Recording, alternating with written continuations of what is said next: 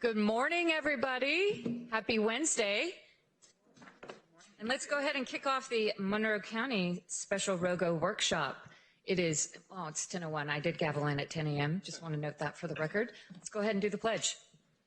I pledge allegiance to the flag of the United States of America and to the republic for which it stands, one nation, under God, indivisible, with liberty and justice for all. Okay, and before we get started, I do have to make a really quick announcement. Clerk Kevin Maddock is at the Clerks Winter Conference in Jacksonville, Florida, so he will not be in attendance today. And we wish him well. Safe travels. Thank you. All right, additions, corrections, and deletions. We don't have any. Phenomenal. All right, before we do get into our business for the day, I'd like to recognize the newly minted village manager, Mr. Rob Cole. Please come up and address us and say hi. Welcome to the Keys, by the way.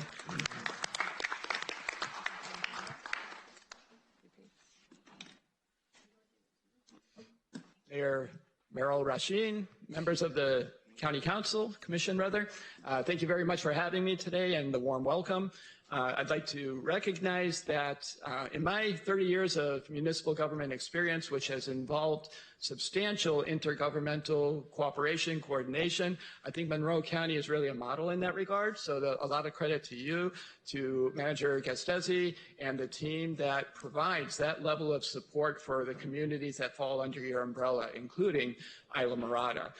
Really, that is the extent of my comments for today. I'm ecstatic to be in the Keys, and I'm looking forward with great anticipation to working with your team and helping to advance our shared goals. Oh, that's wonderful. And we're ecstatic to have you, and you're about to have a crash course in development in the Keys. So here we go. I'm all ears. Thank you. Game on. All right. Thank you. Commissioners, any comments? Just welcome to the Keys. Good. Yes. Round of applause. Yes. He deserves it. Okay. Madam Clerk, let's go. Okay, and before we move on, can I get a motion for approval of the agenda? Move to approve. Second. We have a motion by Commissioner Lincoln. We have a second by Mayor Pro Tem Scholl. Motion carries. Got it. All right, so your first item is item B1 on page 2 of your agenda, presentation on taking law by Senior Assistant County Attorney Derek Howard. Good morning. Good morning. You're recognized. Thank you. So I'm Derek Howard. I'm a Senior Assistant County Attorney in the Monroe County Attorney's Office. The purpose of my presentation today is to provide an overview of regulatory takings in Monroe County, quell some misconceptions about that area of law and the county's overall takings liability, and to hopefully inform both the public and the board as it makes important decisions with respect to the rate of growth ordinance and allocations. So I've been with the County Attorney's Office about 15 years now, and been handling Monroe County land use and regulatory takings cases for even longer, including my time as outside counsel. Kind of known as the regulatory takings guy. That might make some people wonder, well, what is a taking? And a taking, at its core, is a continuing physical occupation or ouster of private property or a deprivation of all or substantially all economically beneficial use of property. Its origins are obviously in both our federal and state constitutions. The Fifth Amendment includes what is commonly referred to as the Takings Clause, that essentially states that private property cannot be taken for a public use without just compensation. Article 10, Section 6A of the Florida Constitution also has its own sort of takings clause, and it basically substantially mimics the federal provision. It's important to recognize that these provisions do not in and of themselves prohibit the taking of private property or even require owner consent, but puts conditions on the exercise of the government's eminent domain power. In one landmark case, First English, the U.S. Supreme Court stated that the takings clauses are not designed to limit governmental interference with private properties per se, but rather to secure compensation in the event of otherwise proper interference amounting to a taking. So there are many types of takings. There are first physical takings. This is where the government may occupy private property or oust a property owner from their private property. This includes intentional use of the property by the government. This might be for the installation of utilities, the construction of public roadways. It might include like a navigational servitude over a private marina. And then also in Florida, you may have heard of the citrus canker cases. That was where the state went in and destroyed healthy citrus trees in order to prevent the spread of citrus canker. So that would be an example of a physical taking. There's also loss of access takings. This might be where the government puts up concrete barriers that prevents a person from accessing their property via a roadway. There also might include impairment of private roads by virtue of some government action. And there's also recurrent flooding. This is where the government perhaps did something that causes drainage onto private property. If it's recurrent, the courts will look at a number of factors to determine whether that's a taking. Regulatory takings. I'm going to get more into the meat of regulatory takings here shortly. And then there are temporary takings. Both physical and regulatory takings can be temporary in nature. Finally, we have in Florida what are called Burt J. Harris Act claims. These are not necessarily taking claims, but they are a statutory remedy for claims of inordinate burdens that fall short of a taking. So regulatory takings, there are two types. There's a facial taking, which is also known as a per se, categorical, or Lucas taking. The reason why it's sometimes referred to as a Lucas taking is because the U.S. Supreme Court provided the standard for these types of takings in Lucas versus South Carolina Coastal Council. This is where you have a total elimination of the property's value. 100%. If it's anything less than 100%, then that's not a facial taking. Facial takings occur upon the enactment of a regulation. An example would be, not that I think we plan to do this, but it would be a new ordinance that categorically and permanently prohibits new development. We say in an ordinance that we are not going to issue any more ROGO allocations. That might invite a facial taking claim. We also have as-applied takings. This is where you have something less than the total elimination of economically viable use when a regulation is actually applied to the property following a development application or something of that nature where the applicant is asking for something, and then a regulation might be applied that prohibits development or accomplishes another limitation of property use. In these types of takings, we do an ad hoc factual analysis specific to the circumstances of the particular owner.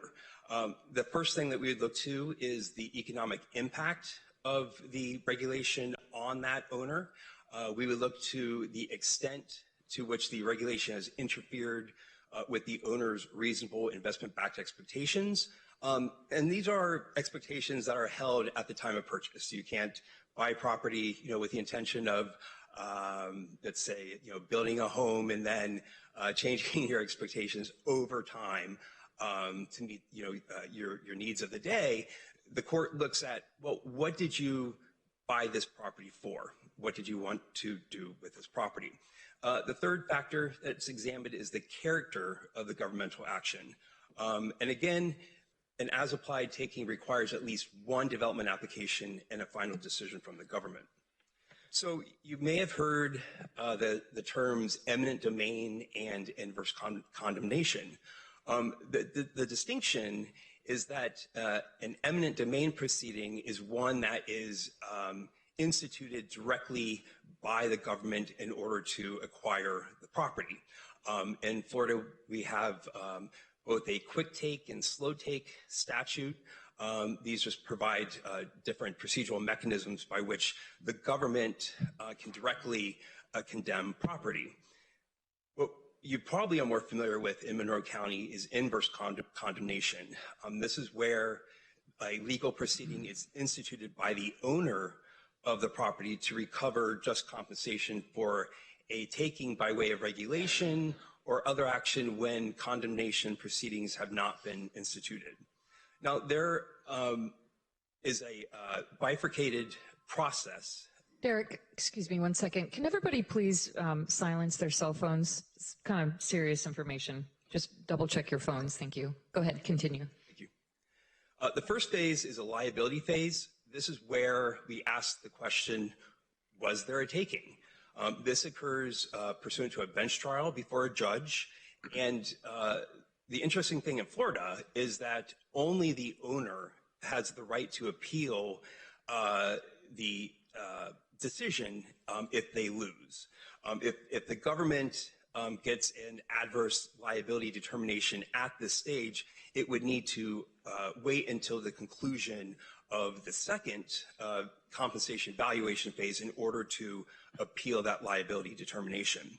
So the second phase, the compensation or valuation phase, that is the question, what is the fair market value of property? This is determined by a 12-person jury, and following that proceeding, both sides can appeal any issue. So damages for inverse condemnation must be the same sort of outcome that the owner would have received if the government had actually instituted direct condemnation proceedings. The first form of damages for a permanent taking would be the fair market value of the property on the date that the taking began, plus statutory interest until the compensation is actually paid. Upon payment of that permanent takings compensation, the government then takes the title to the property. Now, if the temporary is only permanent, then the damages would be only the statutory interest on the fair market value of the property for the period of time that the taking was in effect. Another form of damages would be court costs. These would include such things as, deposition transcripts, trial transcripts, appraisal fees, expert witness fees. So, the owner, if they prevail in an inverse condemnation case, they would recover all of these costs from the government. Finally, we have attorney's fees. Now, in takings cases, these can be quite exorbitant.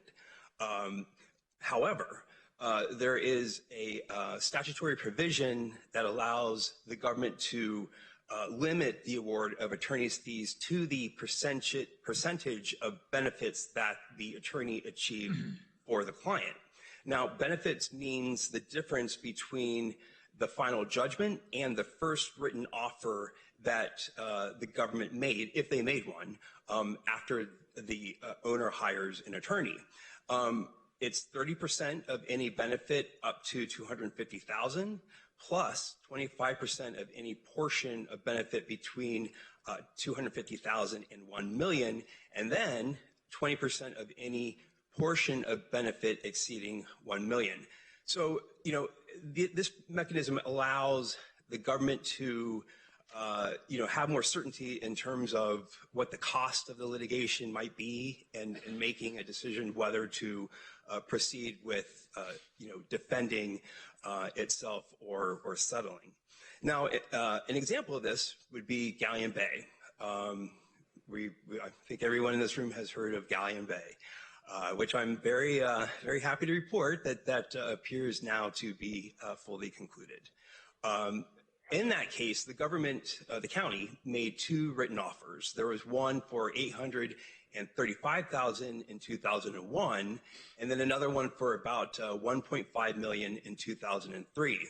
Now, both of these offers were actually more than the final judgment of approximately $500,000. So we argued, zero benefits were achieved for the client by the attorney, and we therefore did not end up paying any fees in that litigation pursuant to a settlement agreement. So it's an important mechanism that should be kept in mind if there are any future takings cases, and I'm guessing that there may be.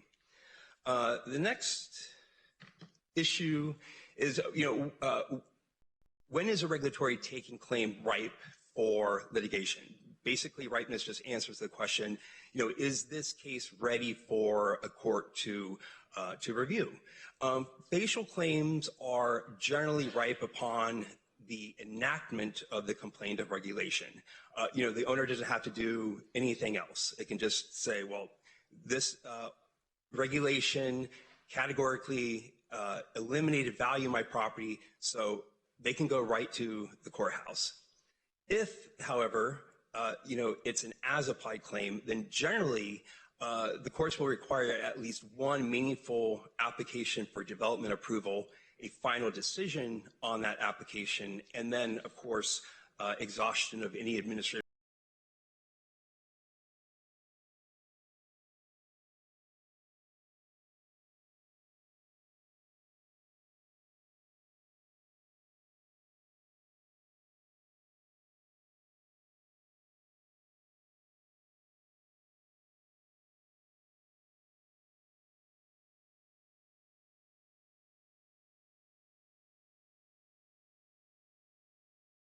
remedies that might be available to that owner.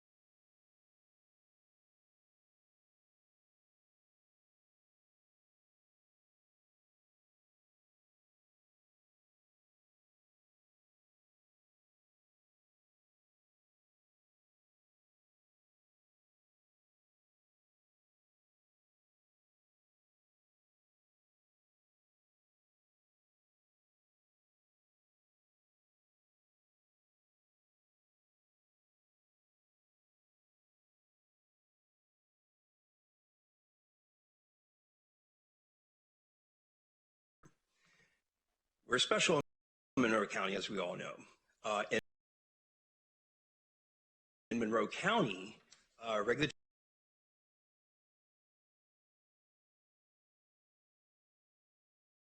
taking claims both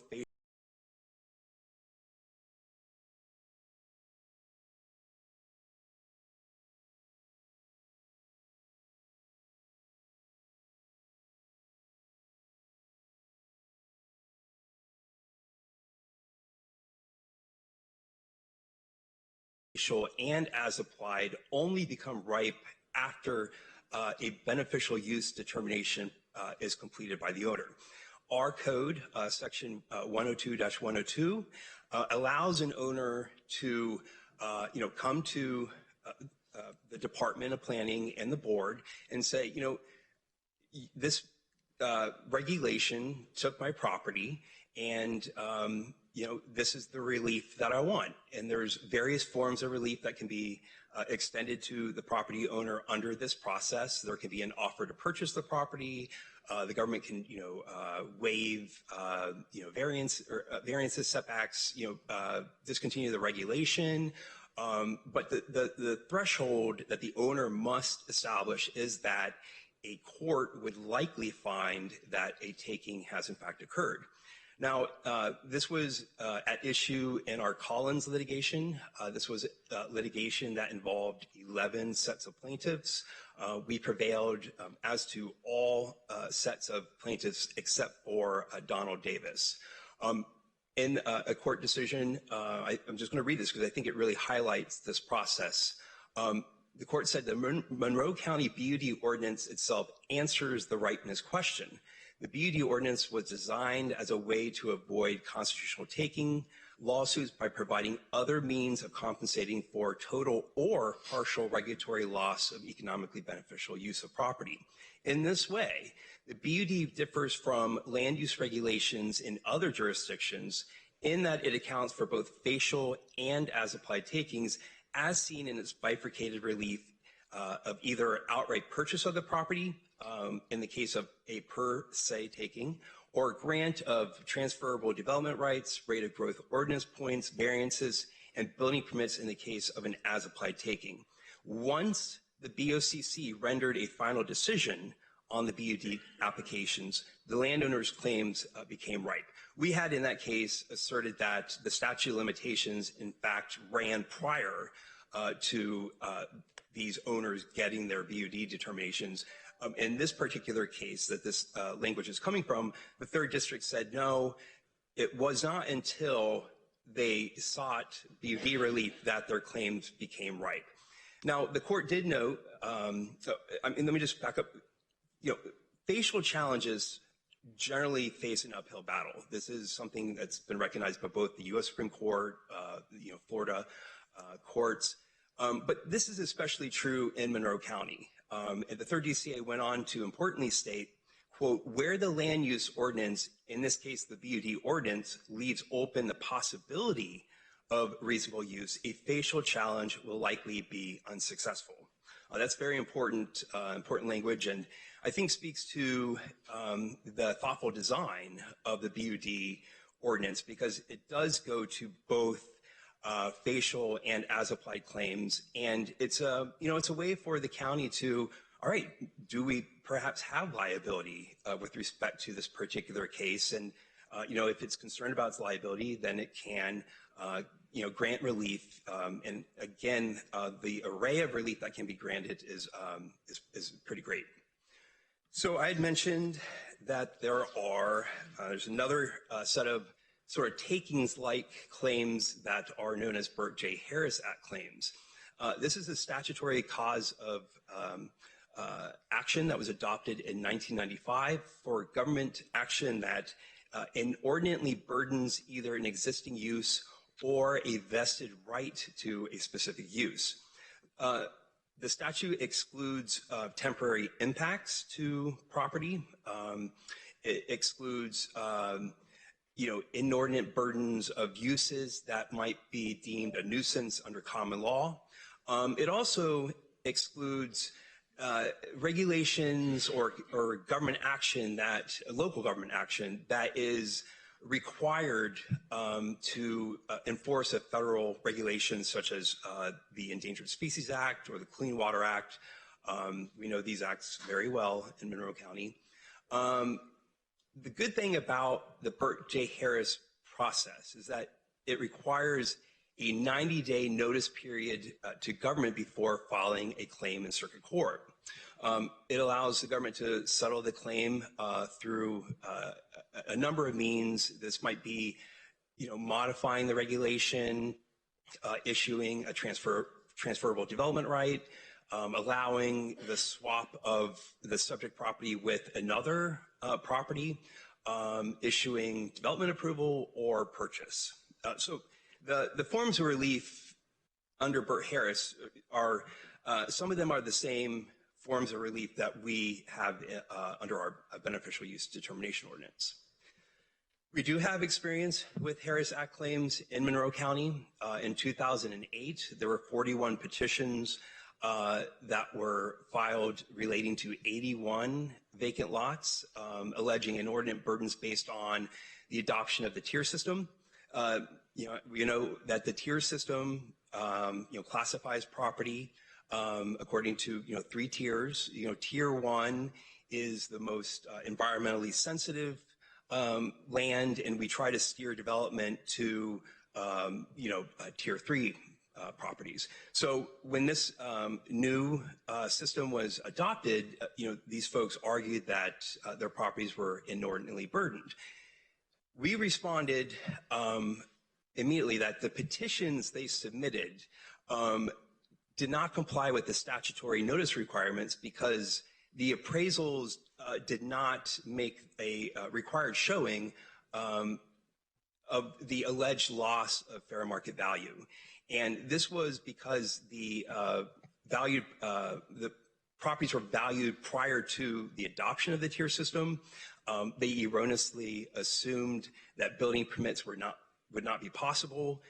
They excluded a consideration of other uses in addition to the residential use that the owners wanted, and they excluded consideration of other applicable state and federal environmental regulations.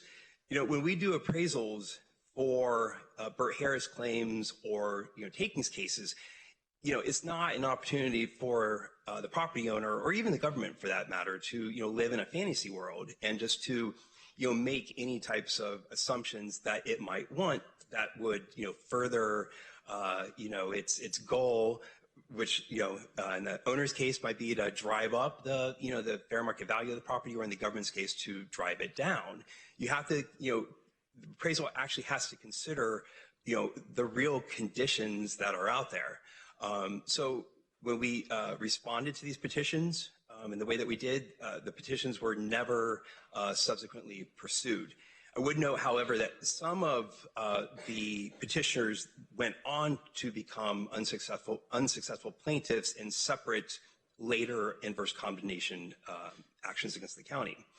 We also had a petition that was filed in 2008 by Lloyd Good, who alleged an inordinate burden of his lower Sugarloaf Key property based on the tier system. That claim was, in fact, filed in circuit court after the 90-day notice period, and then it was later dismissed. So Emily, after my presentation, she is going to give a presentation on the number and types of vacant lots in Monroe County, and speak to more background about the rate of growth ordinance and the issue with allocations, what we have left, and what we might need. I'm going to let her do that. The burning question that everyone might have in this room: is there takings liability for every vacant lot in Monroe County? And the answer is no.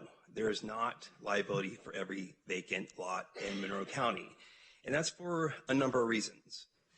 The first is that we have a lot of defenses to regulatory takings claims. These are defenses that are generally available across the jurisdictional board, but ones that are very carved out at this point in time in Monroe County. The first thing that you would do when you get a takings case is you would ask the question, well, has there been a taking? The first thing that you would do is you would look to see whether there are any other economically viable uses of the property. This is under the economic impact prong of Penn Central. Now, the standard here is not, whether the property owner can do what they want to do with the property. The standard is whether they can do anything with the property that gives it value.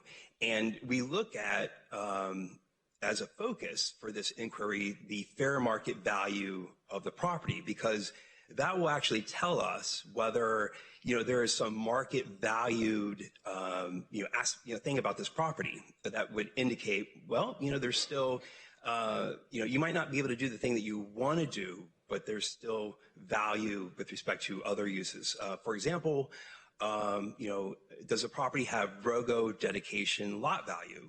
We know in Monroe County we have a very active secondary market of ROGO dedication lots. People swap these types of lots in the private market all the time. And if a property has this type of value, then there's still, that's a use. Another use might be its TDR value, or its recreational value, its value as for accessory uses. Maybe you can build a pool that might enhance your neighboring property, and sale of property. Again, if the property is being sold and people are paying something for the property, that's a pretty good indication that there's still property value. The next thing that we look to is what were the reasonable investment-backed expectations of the property owner at the time of property. Now, again, the expectation that you might have at the time of purchasing the property has to be reasonable. That's the first threshold showing. But then we look to, what steps have you actually taken to develop the property? This was squarely at issue in the Collins litigation that I referenced earlier. The court, found, and I quote, the landowners did not take meaningful steps toward the development of their respective properties or seek building permits during the sometimes decades-long possession of the properties. Monroe County was designated as an area of critical state concern in 1979, but the first land development regulations were not enacted until 1986. If the landowners did not start development prior to the enactment of these land regulations, they acted at their own peril in relying on the absence of zoning ordinances. So, what the court is saying here is, we're in Monroe County, we're a heavily regulated jurisdiction. Everyone knows it. It's very difficult to go through the development process here because it has to be. I mean, we only all of the many issues that we deal with in this jurisdiction, which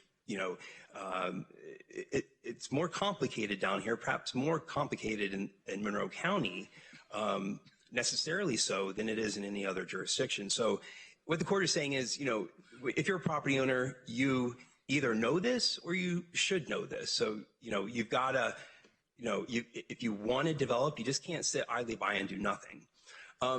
Interestingly, the Collins court looked to the property owner in the Galleon Bay case as a, quote, suitable contrast to the landowners in Collins. And they noted that in Galleon Bay, over decades, they spent hundreds of thousands of dollars, with various development efforts, including replatting, rezoning, negotiating, building permit applications. I mean, that is one thing that, there's no doubt. Galleon Bay really, they tried, and that to the courts, the third DCA meant something.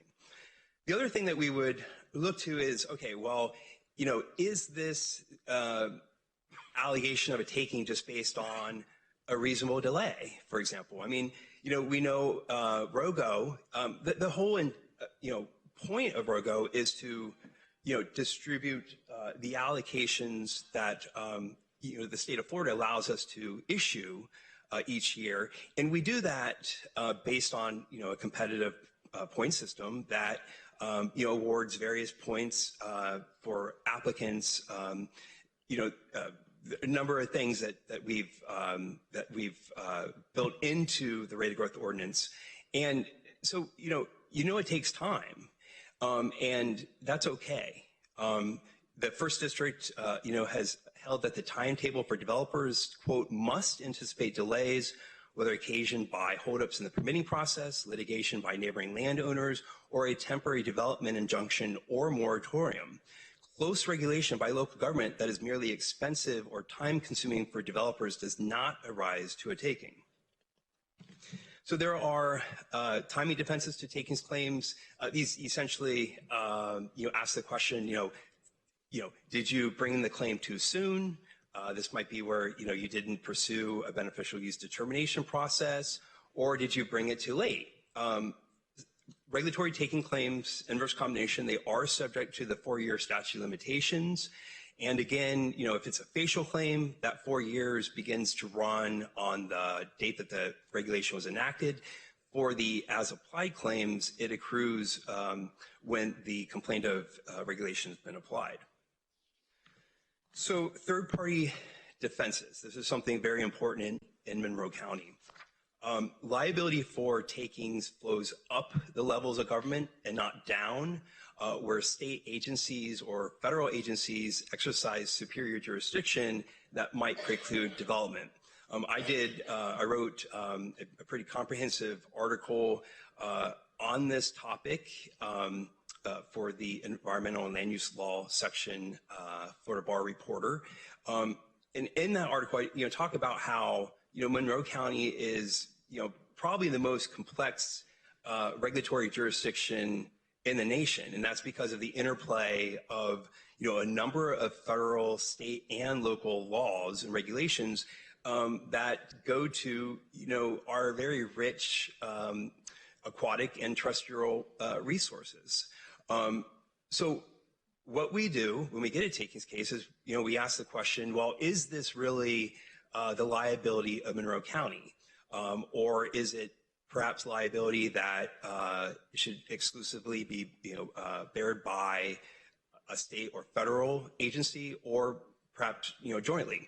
And the reason we do this is because, we don't, of course, want Monroe County taxpayers being unfairly burdened, with the cost of protecting resources that are, regionally and nationally important. With respect to the state might have exclusive liability pursuant to the area of critical state concern oversight or environmental resource permitting authority. We successfully brought the state in as a third party in the Galleon Bay and Collins litigation. The state has since that time been a partner to Monroe County in defending against takings claims and paying 50% of the judgments. A lot of folks don't know this, but I regularly interface with the Florida Attorney General's office. We coordinate defenses of litigation where we're both named plaintiffs. The state will sometimes ping our office to request support, research support, or we've got this case. How any advice on how to handle this. We see this with Key Haven versus the Department of Environmental Protection, DEO, and Monroe County. That was a case that the owner alleged inverse condemnation of 5 partially submerged lots in the Lower Keys based on the state's denial of ERP permits to fill the lots for residential development. They were told that, in addition to, the state regulations, that the state had considered, some of the comprehensive plan policies and regulations of Monroe County. We have not allowed the filling of submerged lands in Monroe County for well over a decade. We argued, well, this is not our liability. The regulations that you deny these permits on, those are within your own control. And so the court fortunately dismissed the county as a party in that litigation. We're no longer a party, but we still continue to provide support whenever asked by the Florida Attorney General's office that continues to litigate this case in court. Then federal government.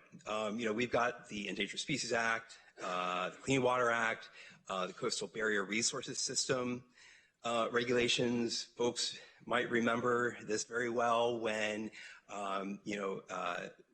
Fish and Wildlife was in FEMA, when they were sued by an environmental group and alleged that, FEMA did not coordinate with Fish and Wildlife with respect to the implementation of the National Flood Insurance Program in Monroe County.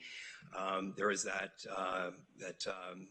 very encompassing injunction against the issuance of a new federal flood insurance for any new development that was, during that period of time, development kind of grinded to a halt here in Monroe County if you were on that injunction list. So demonstrates like all of the, the interplay, of state, local, and federal laws. In Galleon Bay, we successfully argued that these regulations were obstacles to development that adversely impacted the fair market value of the property, and that, ultimately drove down the compensation that was awarded to Galleon Bay.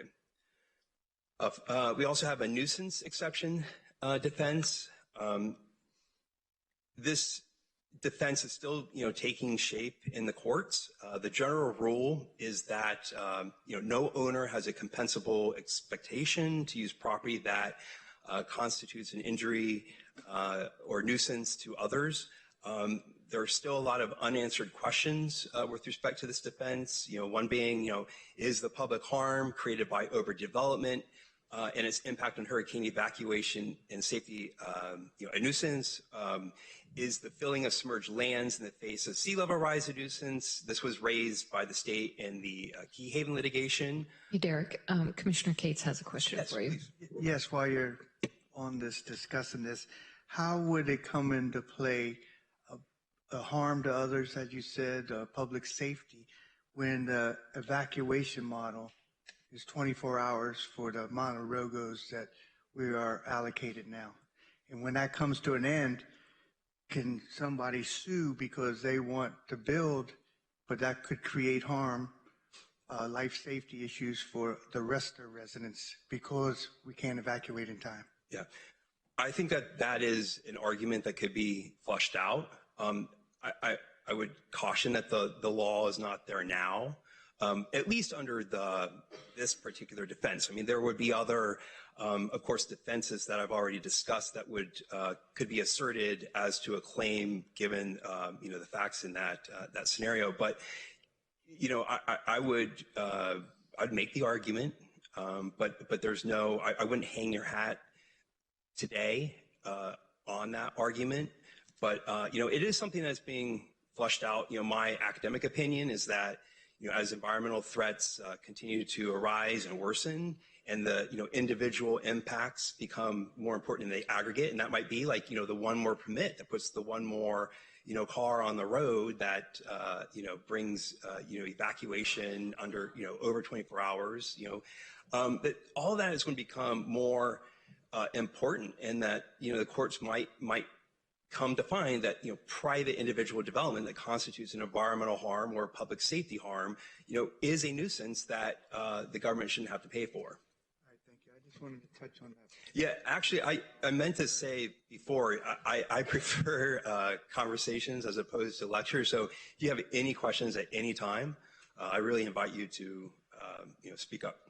I think we're just taking it all in. Okay, I know it's a lot to take in. So moratoria. This is, at its core, a land use moratorium is a temporary suspension on the issuance of building and/or other development permits, essentially to allow the government to maintain the status quo and to study whatever issue it's sort of grappling with. And what the government is saying, okay, during this period of time that we're figuring this out, we're not going to issue any more permits. It's just a hold, a pause. We have historically used this as a tool in our earlier years of planning following the state's adoption of comprehensive planning requirements, and then the 1979 designation of the county as an area of critical state concern. There were periods of years in the early years that we had a number of moratoria in effect. Some were, Big Pine Key. There were concerns about the level of service and the increased infrastructure that would be needed by this new development. So that's what moratoria is. I will say, well, let me first get to maybe another burning question. Well, is that a taking? It's not. Reasonable temporary moratoria is not a taking. This was the holding in Tahoe Sierra Preservation Council. The TRPA, in that case, they adopted a development moratorium covering 32 months to maintain the status quo as they grappled them. Yes, Commissioner. I have a question. Thank you. Thank you, Madam Mayor. So is it possible then that instead of us lending Marathon temporary building rights, that they could use this moratoria in Marathon instead of us lending them units? Absolutely. I think that my opinion is that under those facts, that a moratorium would be, it would be appropriate and, would be defensible. It's not a permanent, ban on development.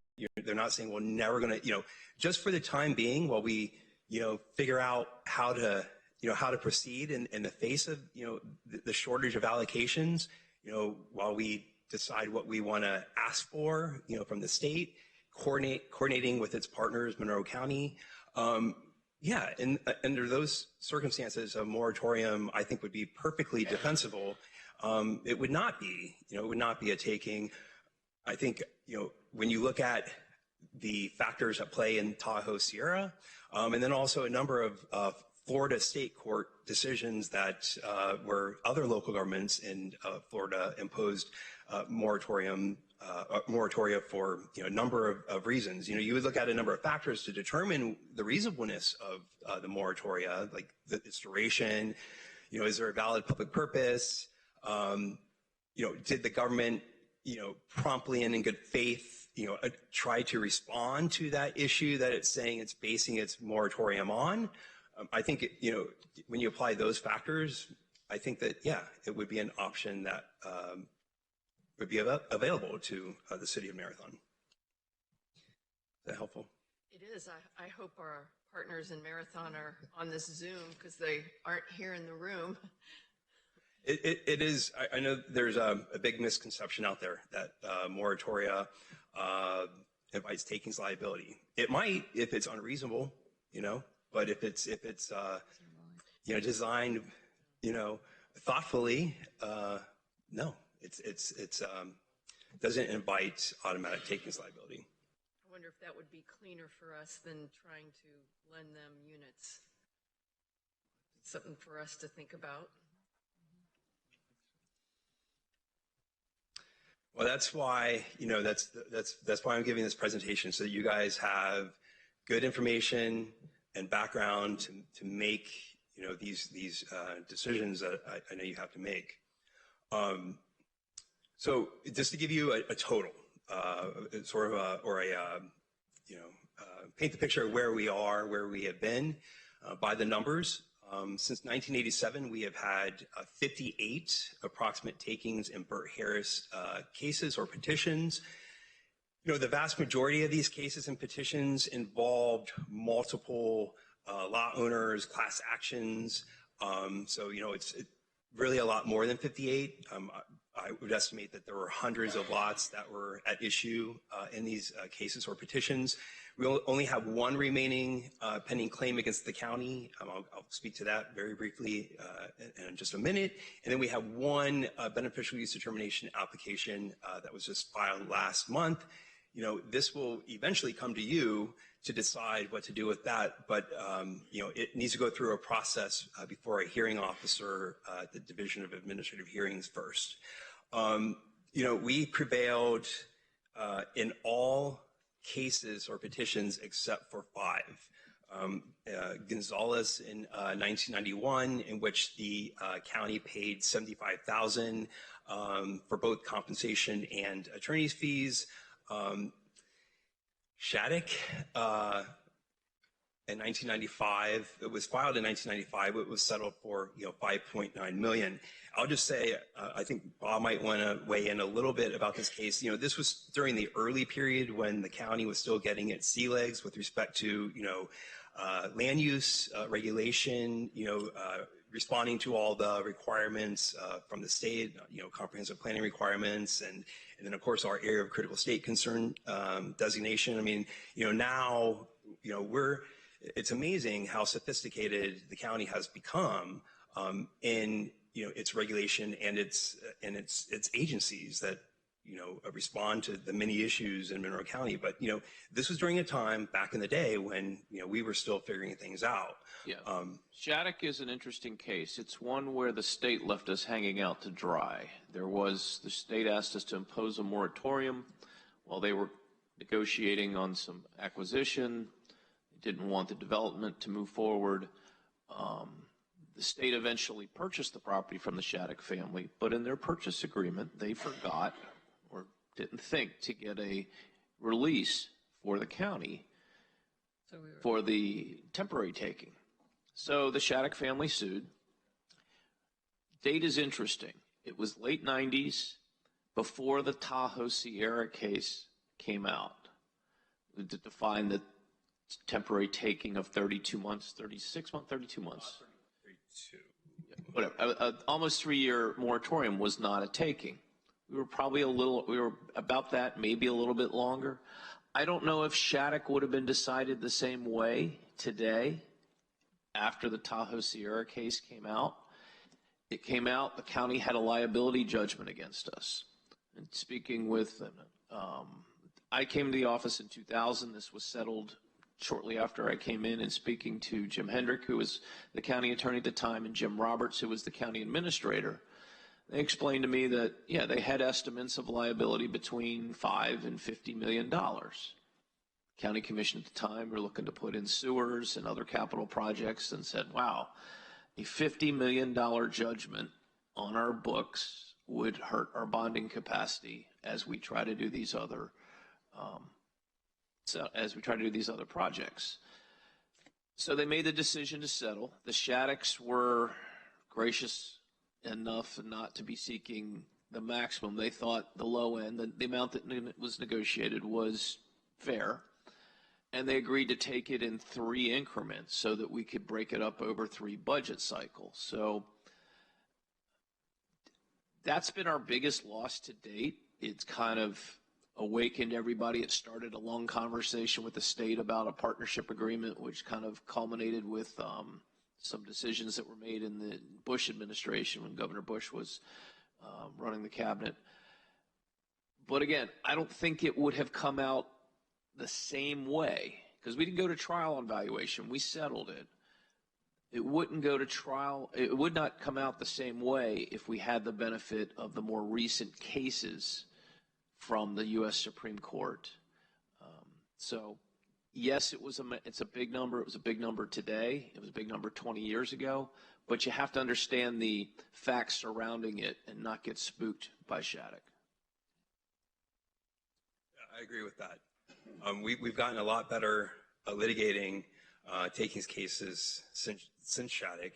And again, part of that is because we have more favorable case law. I would say that collectively, the 58 cases sought a couple $100 million in compensation. The approximate total that the county has paid out is close to $7 million. As you know, we paid a judgment in the Galleon Bay litigation for about $530,000. They sought well over $10 million. And I would note also that in that case, the county took title to 7 lots, and so we were able to retire development rights as a result of that judgment. And then, of course, in the Collins litigation, Donald Davis was the only one to prevail in that. The total judgment was less than $400,000. When they filed that case, collectively, they stated that they were seeking approximately $24 million. So, I guess the point of this is to show that this is takings will always be a thing in Monroe County. I mean, this is like, that's just, that comes with the types of regulations that we have. But, to date, I think the takeaway is that it's a manageable risk. I have a slide here that, talks about the regulations that have been at issue in some of, the cases that have been filed. In the early years, it definitely was all about the moratoria. And then I would say that for the period in about 2000, became like sort of, more regulation specific, wetland regulations, the rate of growth ordinance, tier system, and then, various Endangered Species Act issues. And then, of course, we, in 2024, vacation rentals seem to be kind of the thing now. I'll get to that in just a minute. I believe that this slide presentation is going to be made available to the public.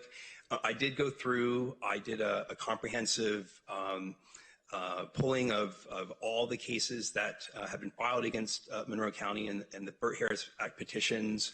I'm just going to flip through these. I don't think that we need to really talk about any specific case unless you see one that you'd like to discuss.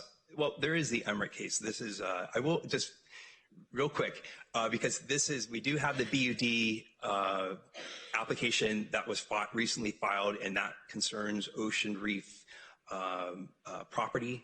So did the Emmerich case, and that involved the application of the county's red flag wetlands that reduced the buildable footprint of that property to approximately 1,800 square feet. The Emirates argued that was not, that was not reasonable, that they should be allowed to build a larger size home, that was their expectation. Well, the court found that the ability to build a house within, 1,800 square feet, that's not a taking.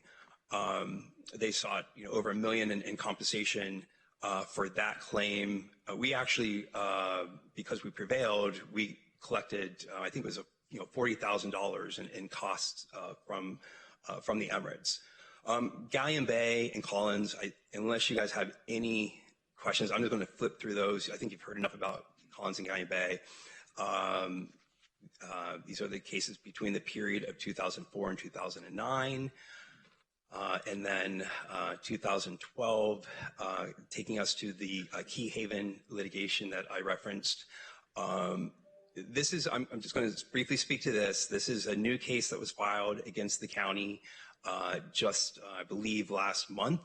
I know you guys are aware of the Coral Hammock vacation rental litigation. These were owners of attached units in the Coral Hammock development. There were code compliance cases that were brought against them because they were conducting vacation rentals in those units, both without a permit or an exception. And also, the department asserted that this was not permitted in the MU district because that district only expressly allows a vacation rental use of detached units. And then we also have this blanket provision in the code that says, if a use is not expressly allowed in a land use district, then, it doesn't say prohibited, but it says that, it's only authorized if it's expressly allowed. The appellate court reversed the findings of violations by the special magistrate, which is an unfortunate ruling. These owners have now brought takings litigation against the county, saying that their inability to conduct vacation rentals during the period of time that the code compliance proceedings and the appeals were proceeding, that's a taking. Well, I think this case is a great opportunity to apply, hopefully, some of the knowledge that we learned. The first is, well, okay, if you couldn't do vacation rentals, could you do anything else with the unit? Well, yeah, you could have lived in the unit. You could have rented it out long term. This is not a taking. In fact, our office deems it, frivolous litigation and subject to a potential sanction under 57-105. This is another tool that's available to the county to be back to these types of frivolous claims, and that allows for the awarding of attorney's fees to the prevailing party if the other side knew or should have known that any claim that they were asserting was not supported by the application of facts or case law at the time. I'm going to wrap up with this one case because this is very important. I know that you've heard about this case from the City of Marathon. This is the Shands versus City of Marathon case where in May of last year, a panel at the 3rd District reversed an order that denied the Shands motion for summary judgment and remanded with instructions for the trial court to find that a taking had occurred. In June of 2023, the city filed a motion for rehearing, and we were asked by the City of Marathon to support that motion with the filing of an amicus brief, which we were absolutely happy to do. We filed one, and their motion for rehearing remains pending. I know that they've cited this case, as hey, we're in trouble here. This decision is not final. This is still pending. I will say that it is very concerning, the holding in this decision. It does create a new form of takings liability. Well, it actually just recognizes, a whole new category of taking that wasn't in my presentation because no other court has ever acknowledged it.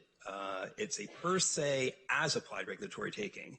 The problem with this type of taking is that it would essentially allow an owner to revive a per se or categorical claim that became extinguished 4 years after the adoption of the regulation by just making an application to do something that you can't do, right? So it will lead to the revival of time, claims that are now time barred. It also allows as applied claims to be cast as, quote, per se ones to escape evaluation of, those Penn Central factors I spoke to, like economic impact, reasonable investment backed expectations, et cetera. And finally, it holds that TDR value is not to be considered by a court in determining whether a regulatory taking occurred. This is even if the TDR, infuses the property with market value. And again, another thing that it does that is concerning is it shifts the focus of takings liability inquiries from fair market value to whether the property can actually be used for cultivation and development. The court actually, used the word cultivation. I mean, they admittedly relied on a very traditional notion of property ownership and suggested that anytime that a regulation requires property be left in its natural state, that's a taking. That's regressive. It's concerning. It should be concerning for any local government in the state of Florida. But it's concerning to us. However, we've been pounding the pavement. We have the Florida Association of County Attorneys and a bunch of other players, including clinical programs at the University of Florida, committed to amicus participation in support of the city, if and when this case goes up to the Florida Supreme Court. And Just a quick question. Yeah. That's its next stop since the decision came out of the 3rd DCA. That would be its it would logical stop. Yeah, so we go up to the Florida Supreme Court. Again, we're still waiting for a decision on the city's motion for rehearing, which suggests that based on the filings about how kind of crazy this decision was, that they may be having a hard time reconciling, the decision with, all the case law that we pointed out. What's very interesting is, and you don't see this happening often, is that Key Haven case that I talked about, that the state is still, battling with the owner that wants to, fill partially submerged lots in Monroe County. the owner filed a motion for summary judgment in that case, and the Second Judicial Circuit Court that denied that motion wrote an opinion that was pretty, I don't know if I'd say scathing, but certainly very critical of the Shands decision. That is, again, not final, still pending. So it is. I just flag it because I think at this juncture, it's enough to be aware of it, not to base decisions on it. Okay. And if you have any other questions about this case, anytime, I'm happy to answer them. I become very, it's the discussion, among land use, takings practitioners at present. I mean, I've been talking about this with, I'm on the Executive Council Environmental Land Use Law section of the Florida Bar. It's a hot topic. It's, we've gone to a mid-year conference for the Florida Association of County Attorneys. I actually presented, on this case with, Steve Williams, who is the City of Marathon attorney. So let me wrap this up. The conclusion, it is that, takings liability remains a manageable risk provided that there is a meaningful opportunity for additional development through a continuation of the ROGO process. And managed, slower growth is okay. This really goes to, like the rate at which, allocations, could be issued. Let's just say that, hypothetically, we got another, 2,000 allocations from the state. That doesn't mean, that we need to, immediately award those allocations. The constitutionality of ROGO was determined in the Burnham versus Monroe County decision, and that court said that ROGO was constitutionally valid. It served a number of valid public purposes in addition to the hurricane evacuation concern, right? I mean, ROGO it distributes the allocations that the state issues based on evacuation, but how those allocations are distributed turns on a number of factors that are equally valid. Windstorm protection, growth management. The court also in that decision also said energy efficiency, habitat protection, water conservation. So the rate at which any allocations are issued, it's okay if it's not today. It's over time to speak to these other issues. Also, I think a conclusion that can be derived from my presentation is that the beneficial use determination process is very successful in weeding out and resolving claims. And when I say weeding out, I do not mean putting a barrier between the property owner and the Corps. I mean, weeding out unreasonable, baseless claims. And, finally, our office's recommendation would be that the county, continue its, attempts to retire development rights through land acquisition in partnership with the Land Authority. So with that, I know it was a lot of information to digest. Not very sexy stuff, but thank you for staying awake. And if you have any questions, please let me know. Yeah, you can just drop the mic on this slide. So well done. All right, commissioners. Commissioner Rice, you have a question? Derek, thank you so much. Don't go anywhere. It wasn't much new because I've lived it for the past 17 years. But I'll tell you the unexpected result of your presentation for me, and I think perhaps Commissioner Nugent may feel the same way because he lived through those same years, was bringing up the names and faces of the people that we tussled with for many years. Lloyd Good, may God bless him, and several others that I'll never forget, tell you truthfully. Forgot to mention Sal Gutierrez. But that is, Sal, my God, yes. Sal and I finally reached a truce. But in any case, I've never heard a more concise, precise presentation of this topic. So thank you so much. Appreciate that. Thank you. I think it's very helpful. I'm curious, how many people are on Zoom watching this?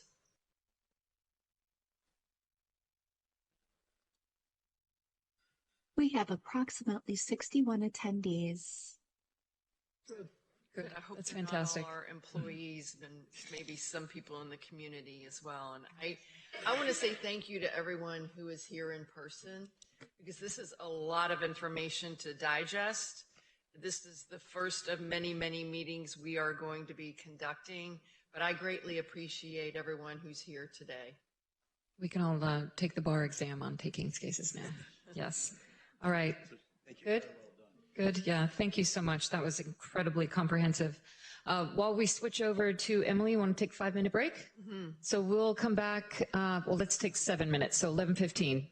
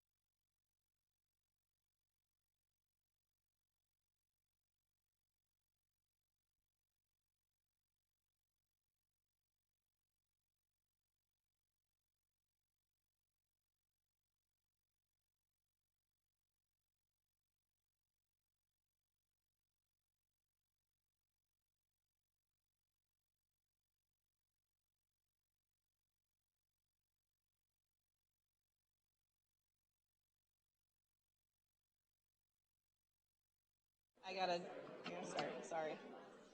All right, everybody, we've got a lot of work to get through here. Up next is Emily with the much anticipated numbers, something we've all been craving. That's item B2 on page 2 of your agenda, presentation by Emily Schemper, Senior Director of Planning and Environmental Resources, on current status of ROGO permit allocation system, analysis of privately owned vacant land and unincorporated Monroe County, and Christine Hurley, Executive Director, Monroe County Land Authority, overview on status of land acquisition programs. Okay. All right, Emily, you're up. Well, before I give you the number, I'm going to go through a few slides.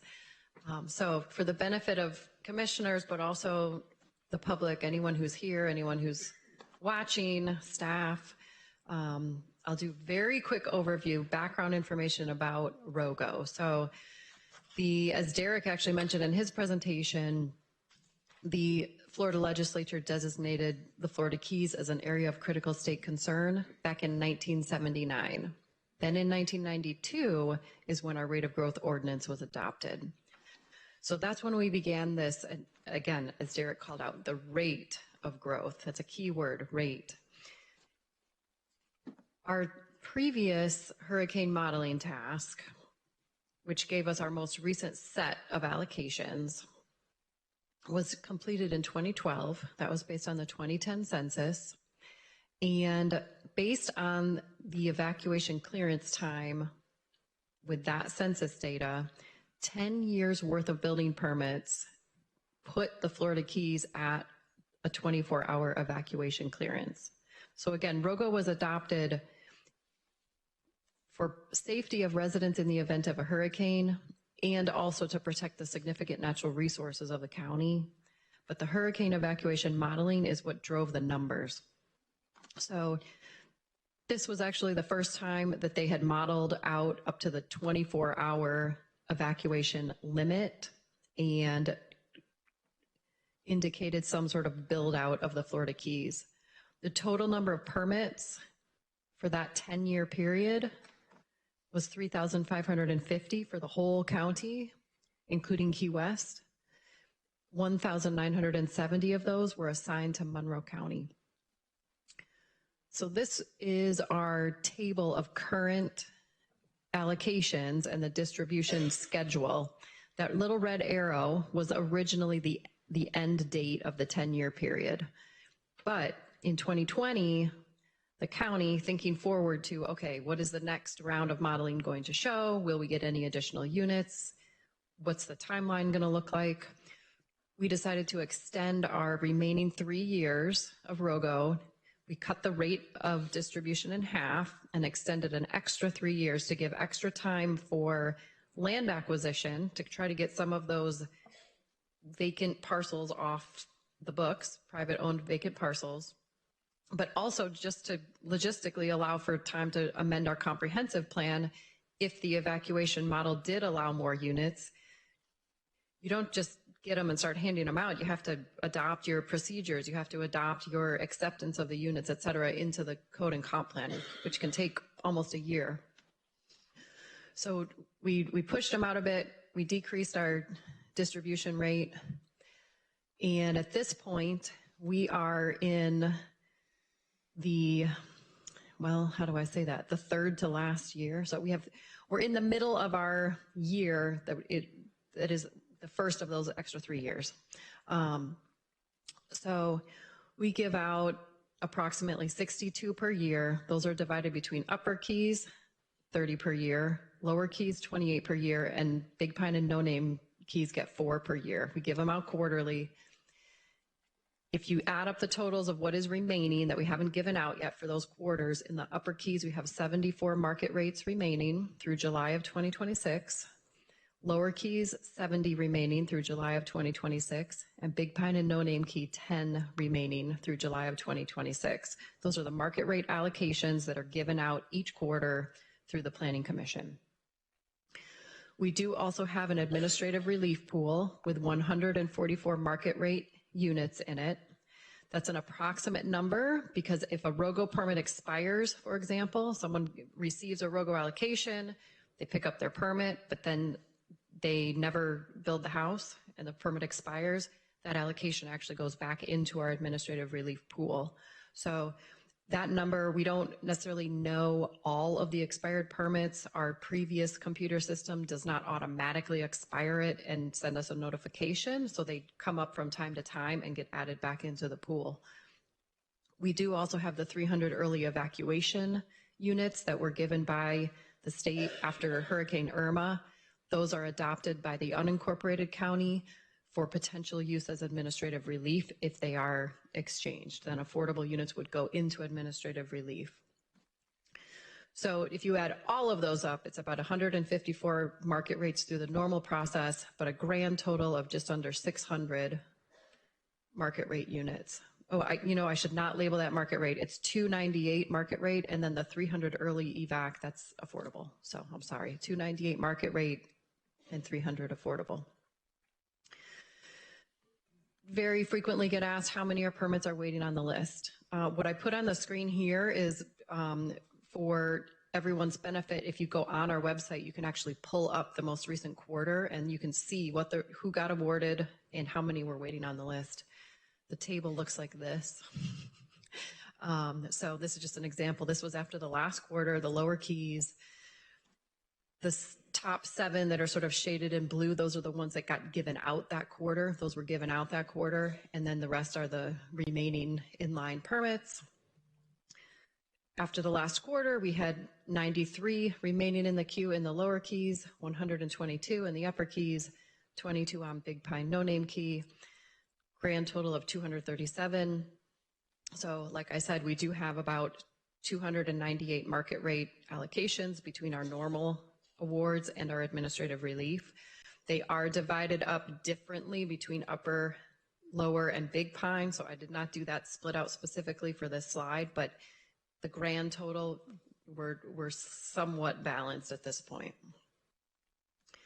ROGO, of course, is a competitive point system. The main point category is based on the tier, which is based on environmental factors of the site to be built on.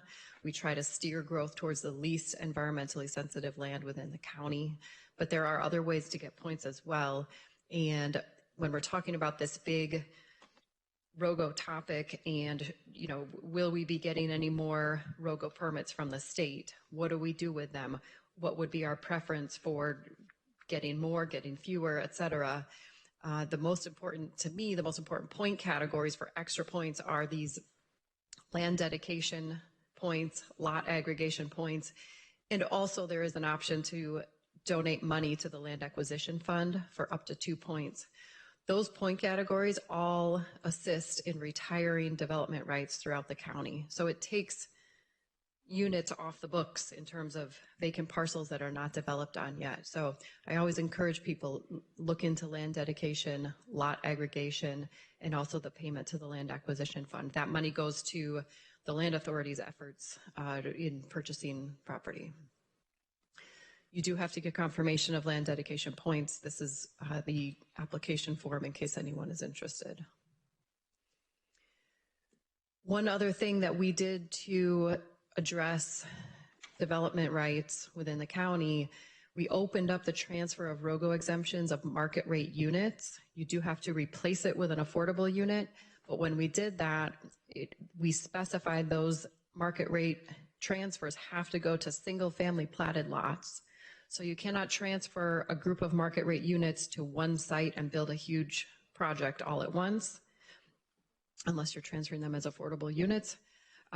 If you're going to transfer a market rate and build it as a market rate, it must go to a single family platted lot. So they're, individual development rights, again, being satisfied with a unit.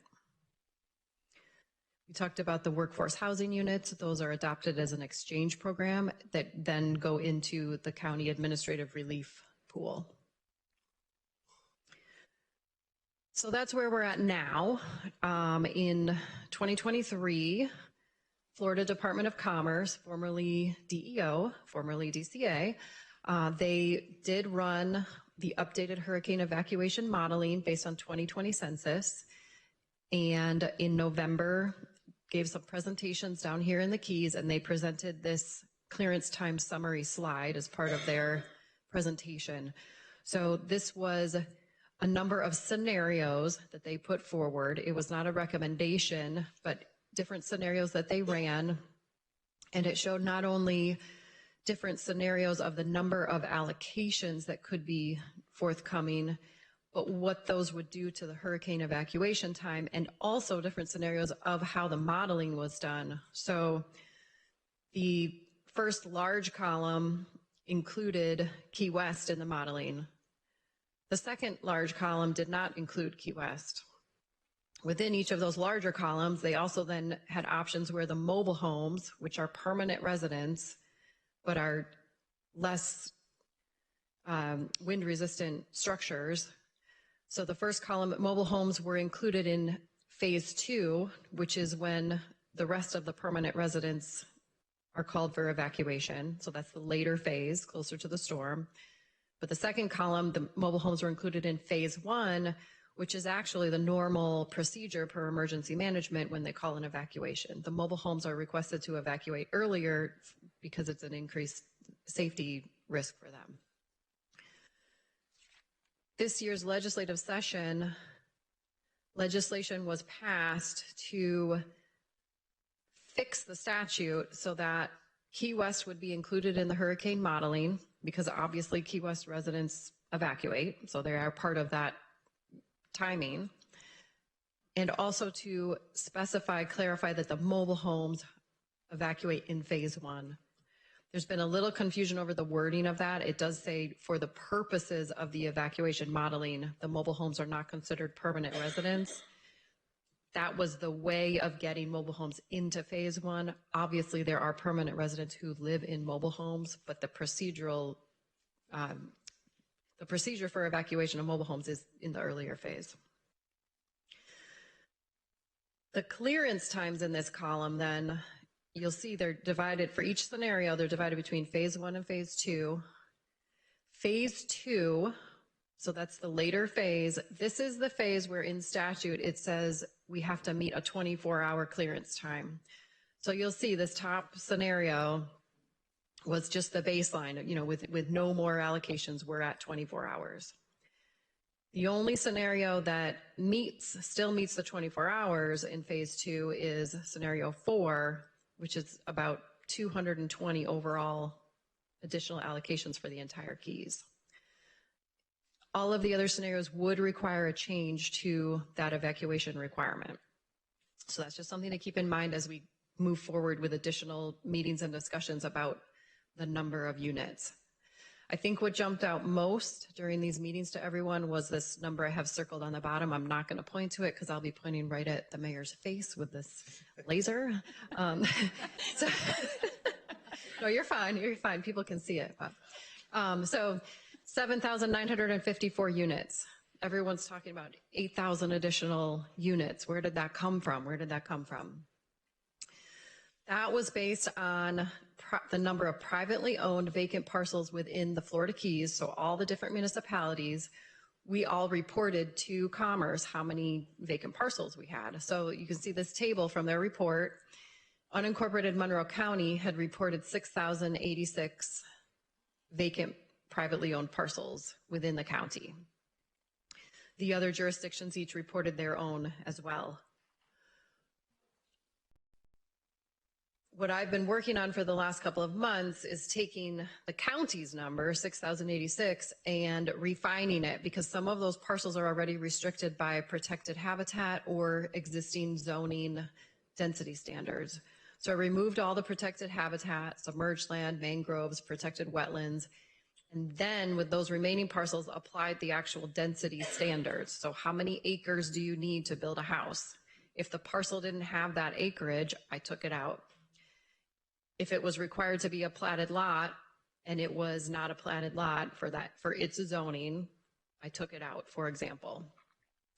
So this is the refined number that I have at this point. The total, rather than 6,086 for unincorporated Monroe County, is 2,220. It is approximate. I probably missed some. I did go as much line by line as I could, but it's a lot of records. I removed Ocean Reef vacant parcels because they are not part of this ROGO system. So for this discussion, it was not relevant. So unincorporated Monroe County, 2,220. I'm working on getting numbers from the other jurisdictions. Marathon is telling me that their revised number 556 is a very similar analysis to ours. They took out habitat and applied the zoning requirements. Isla Mirada also, as of yesterday, telling me that 221, I think I saw Jennifer here, thank you. 221, same thing, they took out submerged land, they applied the zoning. I'm gonna follow up with Jennifer to see, are there any additional, wetland requirements or something, but I am trying to get this info. Key Colony Beach, they do not participate in ROGO, and what I'm hearing is that they're not interested in now joining ROGO, so I'm not considering that. Key West, trying to find out where those 84 vacant parcels are and what the deal is with those, but that was their first reported number, 84. And then Layton, they have 10. Mimi Young's telling me she thinks there's one that's not buildable, but she's got to confirm that for me. So trying to narrow down this number, our overall total. And my understanding of Key West is they've long ago assigned allocations to those lots, so they would not have a taking situation. So I would expect that number to come back as, if the question is how many don't have allocations assigned to, waiting for them, the number should come back as 0. Theirs would be satisfied already. So, and again, this is to specifically think about that number. I am not necessarily suggesting or proposing that that then becomes the preferred number for new ROGO allocations. But I do know that looking at the clearance time summary table, a lot of people have been focused on that scenario 5, 1 unit for every vacant parcel. So at the very least, maybe we put a different number in that scenario 5, have Commerce run it again. If that were the path that was followed for a preferred number, they do also have to think ahead then. Okay, let's say we're proposing 2,500 extra units. Are those going to be assigned to the vacant lots? Because if the rationale for taking that number is that's the number of vacant buildable parcels, you need to make sure you're actually satisfying all of those parcels. So we just have to think through the steps beyond the number as well, because it could change the number. Emily, when you were looking at those lots on one hand and allocations on the other hand, by the way, that must have been a miserable job and a long one. Thank you for doing that. Did you account for the issue where we have larger parcels of property that could conceivably support multiple family developments?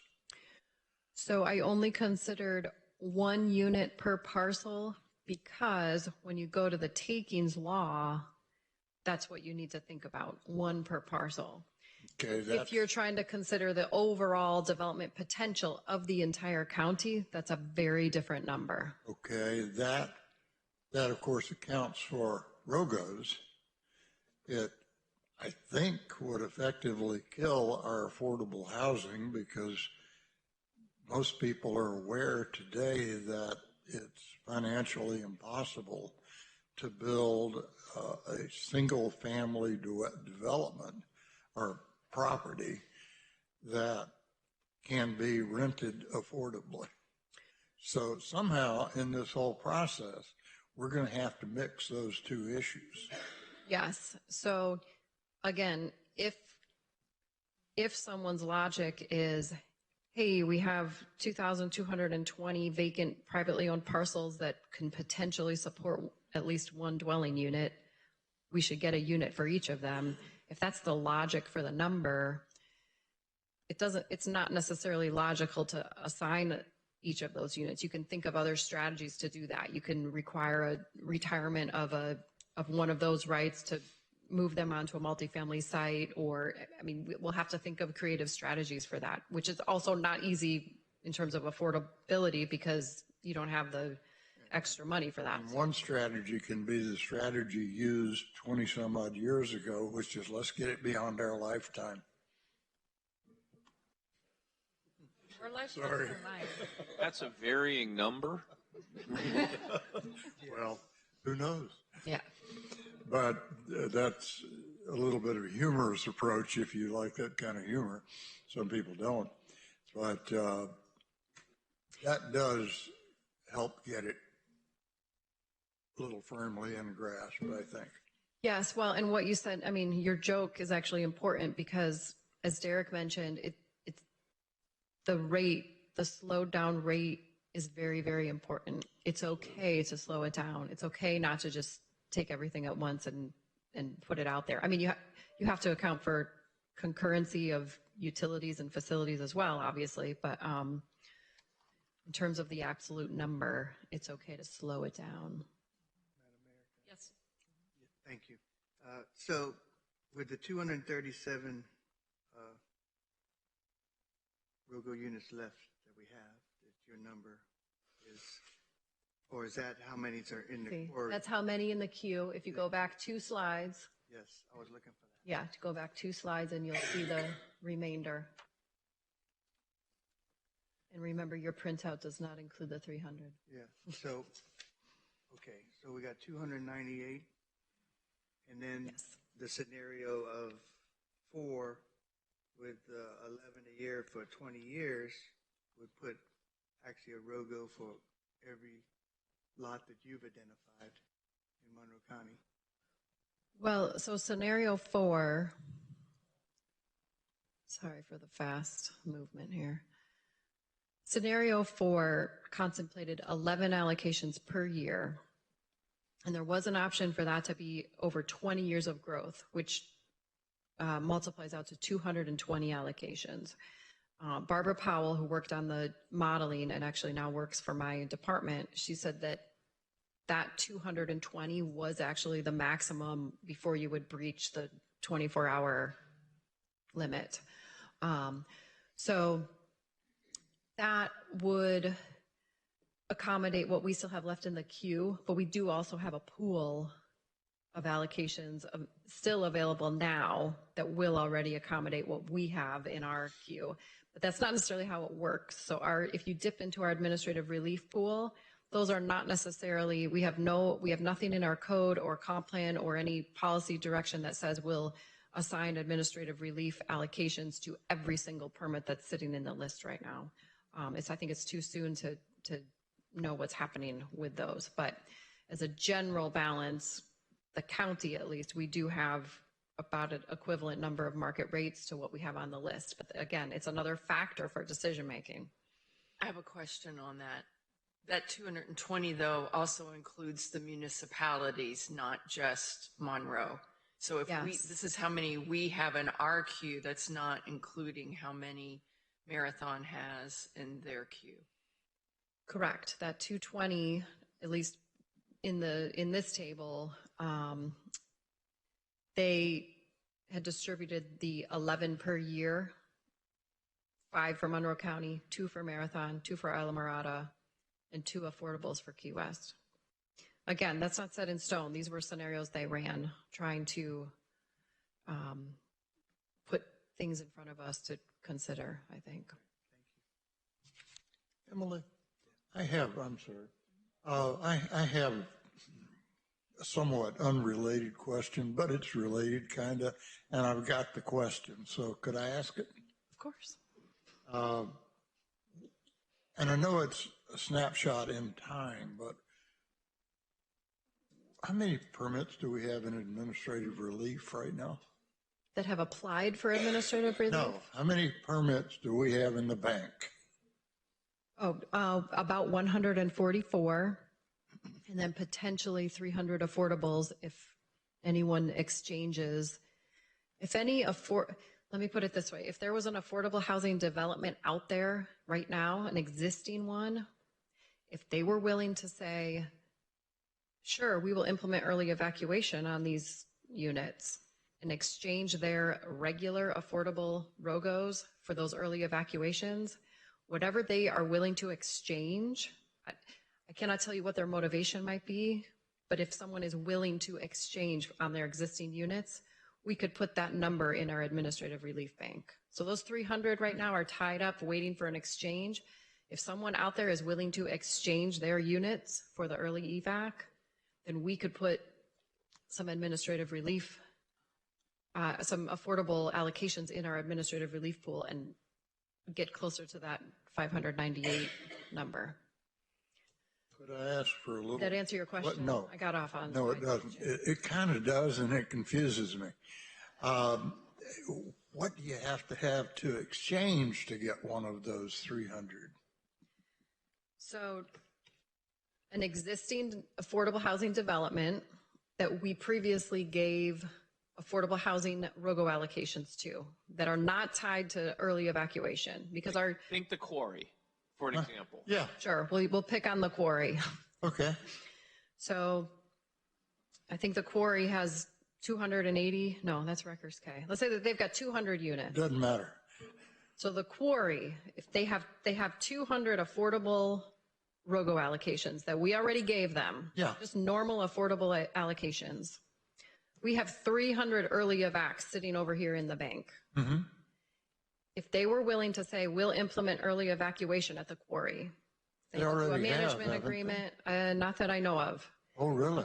If they're willing to implement that early evacuation requirement, we could take 200 of those early evacuation allocations, give them to the quarry, take the 200 normal phase 2 evacuation allocations back and put them in administrative relief. As affordable or as a market? It would be affordable, so it changes how they can be used in terms of liability, but they are still important and useful, and that was the whole theory behind how they were accepted. That was the whole discussion that the board had about should we take them, should we not? The board talked about really wanting to only take those 300 early evac if they could be used for administrative relief in the future, and that was not an option to put them directly in administrative relief. And so fast forward to a future property owner who owns this gorgeous piece of property, very expensive, and he doesn't get an allocation. One of the claims that Derek talked about was a Burt Harris claim. And one of the ways that Burt Harris allows you to do is to bend the regulation just enough so it's not an inordinate burden. So that affordable allocation, the court, if it approves the settlement agreement, they could bend the affordability part of it, lift the affordability part of it, and use it as a regular allocation to solve the Burt Harris claim. So we wouldn't require them to continue building a home as an affordable in that category. We could bend it and say now you can build your regular home. It would solve that claim. No wonder nobody really understands this. Wow. We were on the board when we approved this. Well, I know I helped get us there, but where is there, you know? Madam Mayor, can I ask a question? Yeah, please. So basically all the affordable units that were deemed affordable unit ROGOs in the past was determined by this commission. They could all be market rate, but we designated in previous commission, certain percentage had to be affordable. So, and you're saying it could be changed back? Well, it was a state requirement. I believe that at least 20% had to be affordable. Did we keep it at the County, minimum? I believe, did 30%. Okay. It was 710 out of that 1,970 that we got at the last allocation. That's what was reserved immediately for an affordable housing pool. So again, another layer going forward. If we settle on a number, what are we going to do with them? It's another layer of. So you're saying that the ROGOs, the 300 ROGOs can only be used for affordable, but if they traded them back for those affordable for some of the 300 that can only be used for the early evacuation 300, in Taken's cases, we could use some of those affordable ROGOs as market rate. Yes, essentially. Essentially, okay. In the context of one of those cases, Right. not just a switch and then we give them out. Right. It would be to settle a claim as opposed to an award through the ROGO competition. Yes, because that would have to be under tight control there. Right. For sure. But a possibility to save some high takings cases of certain properties. Okay, thank you. So going through the BUD process. Yeah, they'd go through the BUD process, and again, this would be to solve litigation, so they'd have to have a mature claim, which takes them through the BUD process.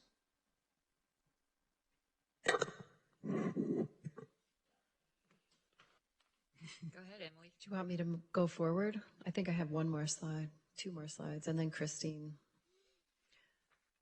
So the last thing I wanted to go over was just a summary of our, you know about most of these already, our current efforts and initiatives to retire development rights, because you think about that 2,220 number now, we can still keep trying to bring that down. Christine's going to talk about, what the Land Authority's been doing and is still pursuing.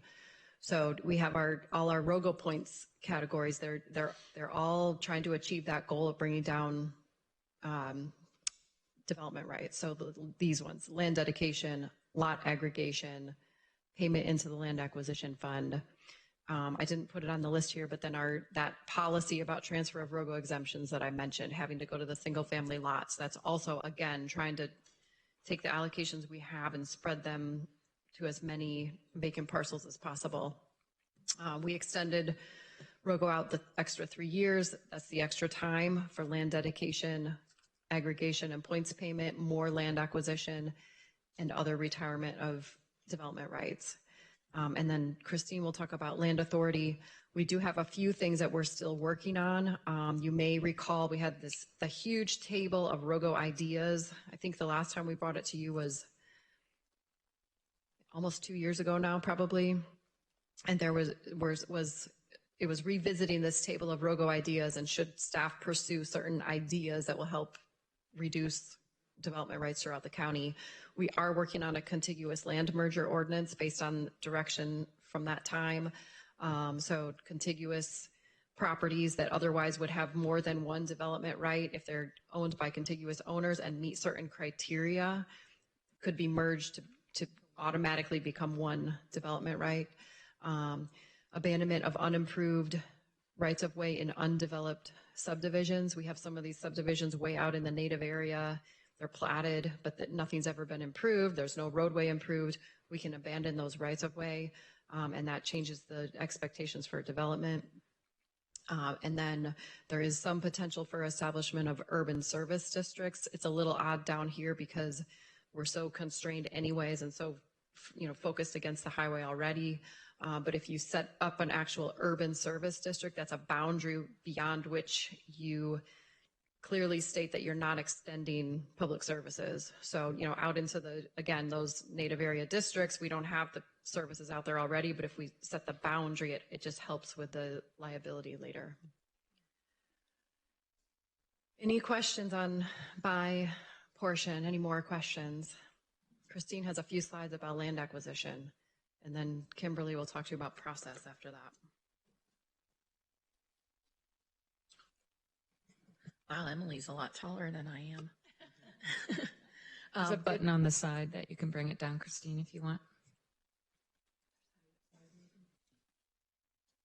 I'll live with it. Okay, good morning, and thanks for allowing me to present with Emily today.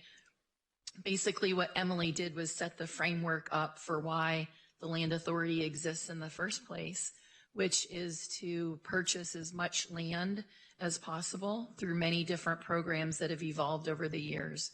And what I think is important for this commission to recognize, because some of you are not here, in 2012, when the hurricane evacuation model was completed, all the county staff knew that there would be a big need for way more money than the Land Authority was collecting annually from the bed tax.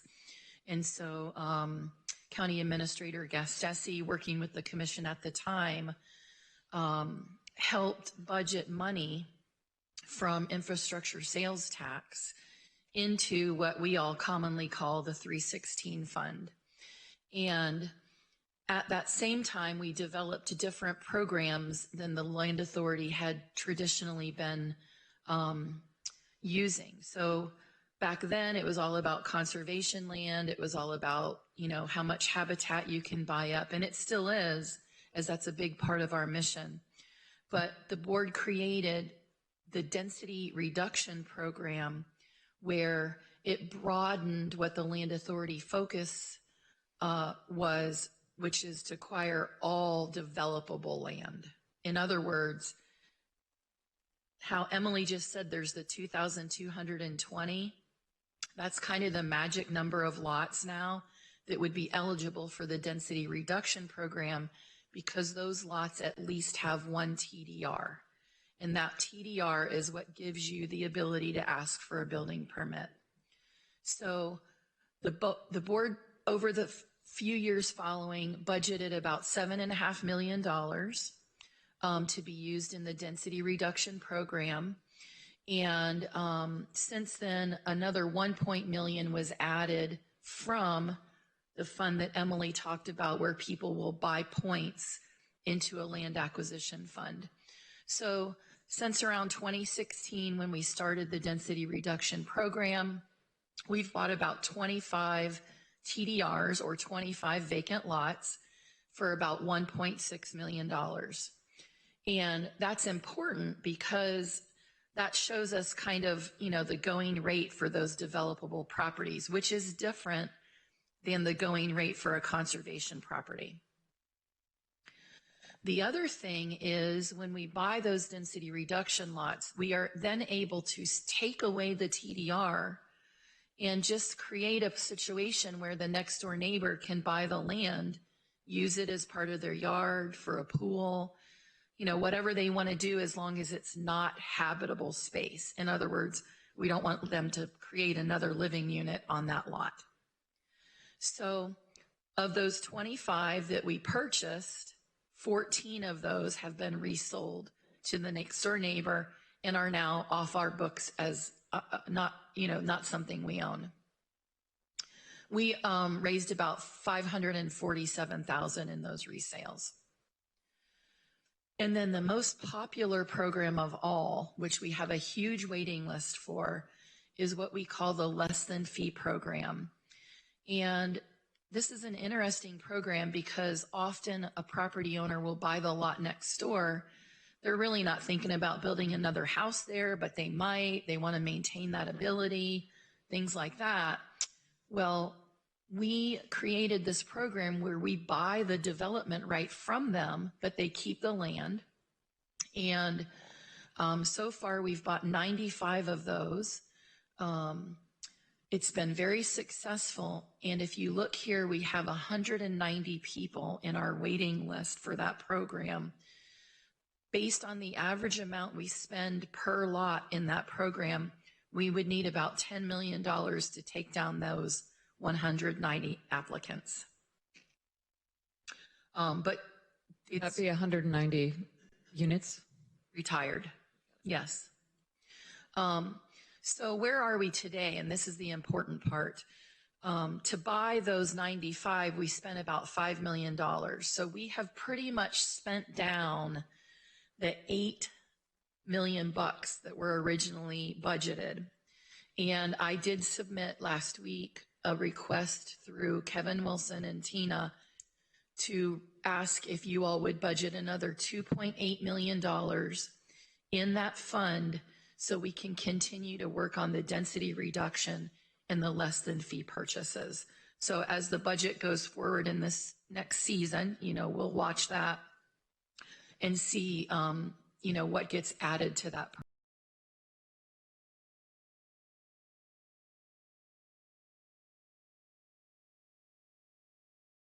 program.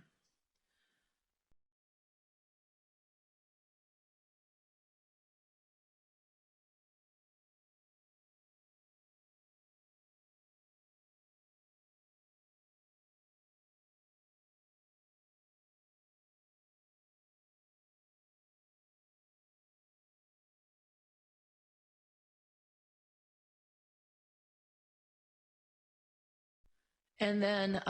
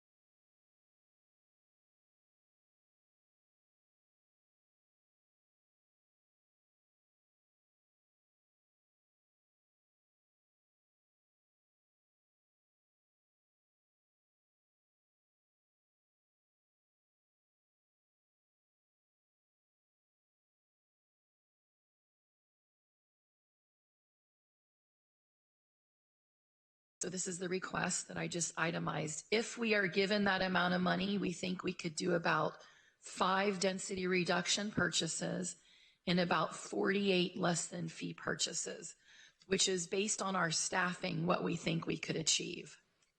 Obviously, even if you gave us $10 million for the full 190, we don't have the staff resources to do that many deals in a year. And then finally, just overall from the Land Authority perspective, in our normal operations for conservation purchases, that funding comes from your bed tax or a park surcharge. We right now collect about $5 million a year in revenue, and we've been spending more than that.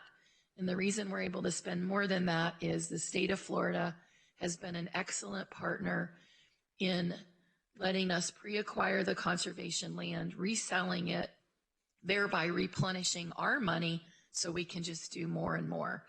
That is going really well, and I believe the budget year that we're in right now, instead of $5 million in revenue, we budgeted $14 million. So those resales make a huge difference for us. in what we're able to accomplish. Christine, you said something there that maybe needs to be pointed out. You said we resell it. We don't just resell it. We resell it to the state. They pay us. And as you said, that we use that to buy more land, but that property is still protected. Oh, gosh, yes, absolutely. Thank you for that. Yes, yeah, and once it's in the state's hands, Forget it. hard to rip it out, but. Any questions? Commission? Good? Thank you. Well done, Christine. Thank you. Is it all right if we get to Kimberly? Or do we need a break? You good? No, just. I feel like she'll be the cherry on top of all of this information. I did receive a text from George Garrett. They are watching this and they have their hand up in the virtual waiting room for. Got it. And we will get to that in discussion and public comment. That's what I told them. I won't forget to ask for that. All right, now All right, I am Kimberly. going to have to lower it. I think it's on the other side, isn't it? Help her out there, ladies. There should be a little toggle switch. It's right in front. Oh, there we go. Welcome, Kimberly. Thank you so much. It's a pleasure to be here, Mayor, Commissioners. Wanted to go through, the last time I presented to you, I presented focus specifically on the public participation process, but I have been asked to quarterback the overall coordination of the entire process. And as the team has been meeting, we have discovered, and we knew it, but it's become even more clear to us how intricate and detailed this overall process is going to be. So I want to talk about that today. Kimberly, 1 second. Madam Clerk, did you need to read the item into the record? I can if you'd like me to. That's item B3 on page 2 of the agenda, presentation by Kimberly Matthews, Senior Director of Strategic Planning and Libraries, of the public input process for future changes of ROGO and evacuation time. Thank you so much. Already. Super. So process for consideration of future changes to ROGO. The purpose again of this process, so that not just the public participation, but the process is to combine county planning information with community conversation to gather input from residents, stakeholders, municipalities, and other agencies for your use in your decision making as we move into December and forward. The team that we've put together from the county involves Kevin Wilson. Just to, kind of to recap, we may have people who weren't watching the last meeting. Kevin Wilson, obviously overall oversight as acting county administrator, me, coordination of the overall process, and then also facilitation of the input from community, stakeholders, and municipalities. Emily and her staff for all things planning and ROGO. Kristen will be helping us with PR and social media expertise. Derek Howard with takings. Bob Schillinger, obviously all things legal, keeping us on the straight and narrow. And then Shannon Weiner also is going to step in and help us with, since we are talking about evacuation and emergency management, she'll be talking about that with us. So the process, really we're going to focus on 3 phases for the overall process. We do know that we need to have you all making a decision probably sometime in December at your meeting, and so that you can then put that on your legislative agenda moving forward. So the three-tiered process that we're going to do is an evolving process. Is going to continue to narrow our focus. We're going to start with a 30,000-foot view of, as we plan, we gather data. There's so much data that Emily and her team need to gather, and we're going to talk a little bit more about that. But also, as we start to talk with the community, we're going to start from a broad perspective of what are your thoughts, what are your considerations, asking the municipalities the same question. Then in phase 2, we're going to narrow that focus. As we gather more data, we can start to hone in on some of the specific talking points that we want to focus on. And then in that home stretch at the end in October, November, really getting down to the meat of, okay, so we've been talking about this, we've talked about specifics, we've narrowed our focus, where are we at, where are we landing? On the back end, we also, that's kind of the public process, but we also have the how are we getting to that? We've got the team collaboration, and that's going to be ongoing for all of these 9 months. And that is the team that you just saw, internal planning, analysis, and making adjustments to the process as we move forward. So that's an important piece of this. As I outline it today, this might not be the final version of what it looks like when we get down to the end. It will be flexible and evolving. Obviously, the public engagement portion, which involves the outreach to and direct feedback from the community and our stakeholders, that'll be done online with workshops and presentations. And then the conversation and collaboration with our municipalities and with other government agencies. All right, so the evolving process, again, as I've sort of described, that first phase is the broad look at many considerations, because we want to take just a real open-minded approach of what is everyone thinking? Where is everyone at this point? This is the opportunity for the planning department to continue their data collection. That's going to be the next slide. It's going to be detailed on that. Using an online tool for broad public feedback, kind of the what are you thinking? What are your biggest concerns? What are your biggest hopes? You know, what would you like to see from this decision, this process? Educational information for knowledge calibration. It's a little bit of what you saw today so far in today's meeting, but also creating some tools for the public. I was in a meeting a presentation that Bob did to the Rotary in Key West, and it was interesting. Afterwards, we both received feedback from someone that they were like, you know, I've lived here forever and I know all about ROGO, but I was surprised. I was sitting at a table with some other folks who've also lived here for 30, 40 years, and they were like, I didn't know any of this. So even when we think we know, maybe there's things that we can learn. And so we want to do some educational information on takings. A one sheet on takings, a one sheet on ROGO, and then also a one sheet maybe on evacuation and you know, that kind of issue, those kind of issues, so that we can just all be on the same page with language, etc. Meetings with our stakeholders and initial discussions with the municipalities, and then of course the ongoing workshops with all of you. In phase 2, we'll move to that focused feedback. This will be focused with adjustments made with data and the feedback that we're gathering. So as we go, as I've mentioned, focusing and honing our questions and what we're talking with the public about.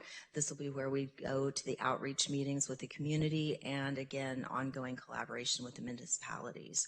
And then in the home stretch, we want to talk about final thoughts, the series of final public town hall meetings.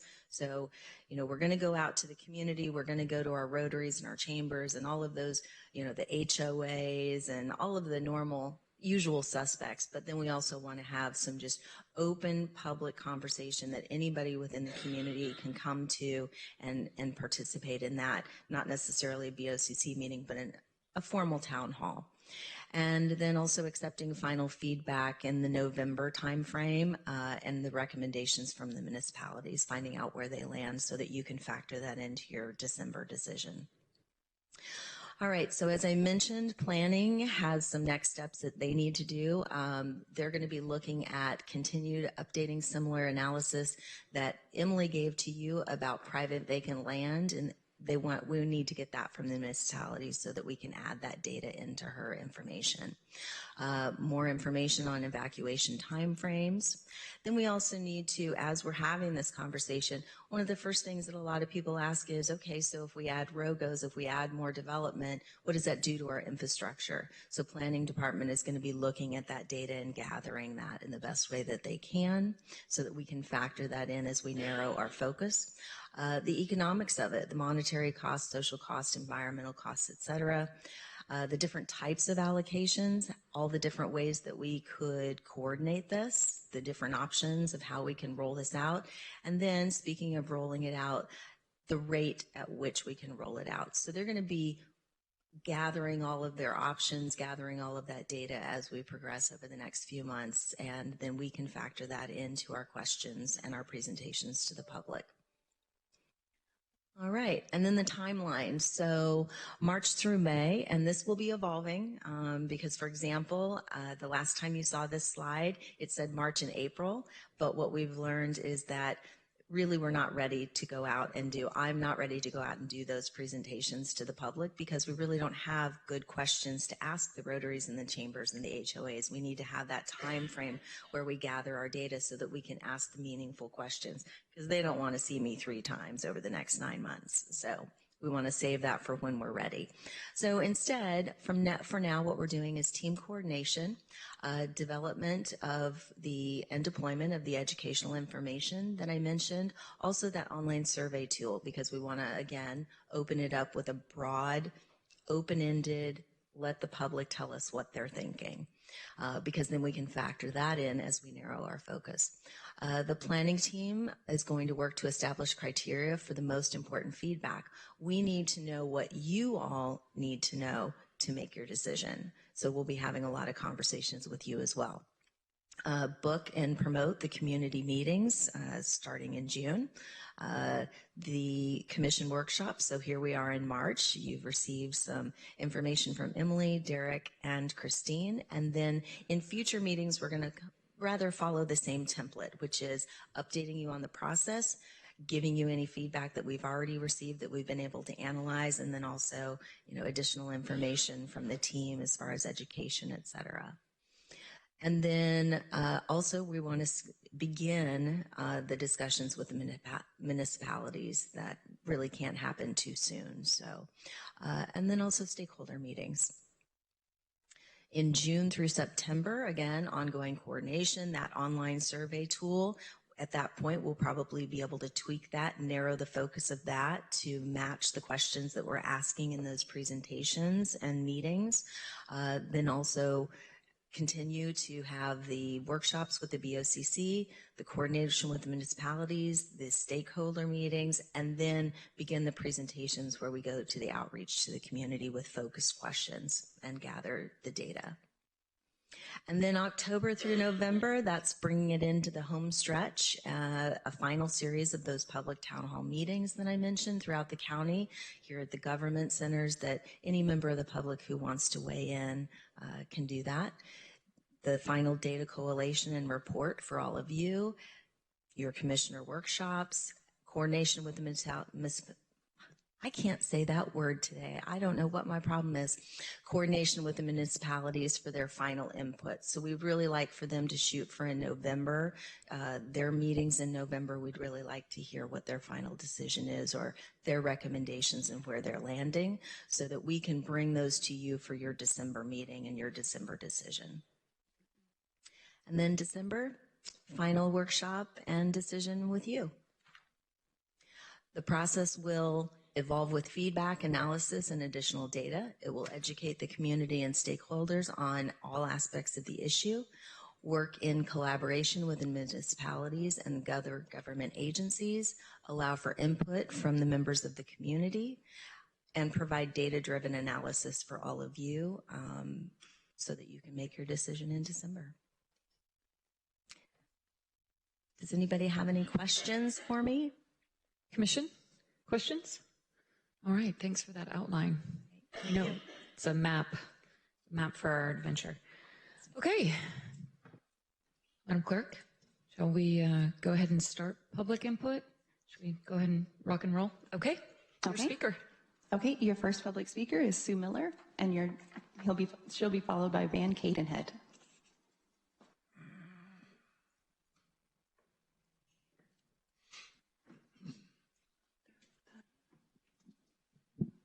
Madam Mayor, typically we have an announcement somewhere along the way that, so the blue cards don't just keep rolling in. Oh, yeah, so now is the time to fill out your blue card if you want to speak. And virtually on Zoom, raise your hand. Yep. Captain Ed, it's over there, out by the sheriff deputy. All right, Ms. Miller, you're recognized. Sue Miller, Isla Morada. I want to thank you very much. This has been such an informative meeting. I really have learned a lot, and I thank you for all of the efforts of all of the presenters. And I think we've all learned a lot and learned that you probably need to go to law school before you sit in your seats. All right. And I hope that that you continue to allow public participation. I know as a sometimes frustrated resident that I feel that we ignore the needs of those property owners who have lived here and have expectations about the infrastructure that we need and the protection of the environment that is the reason we're here. And we look at the development, the future development, as if those property owners have greater rights than those of us who already are here. And I enjoy hearing all of the takings issues, and I hope that the property owners that are here have a loud voice in this process, and I thank you, because it looks like they will. Thank you. Thank you. All right, next speaker. Okay, your next public speaker is Van Cadenhead, and he'll be followed by Dottie Moses.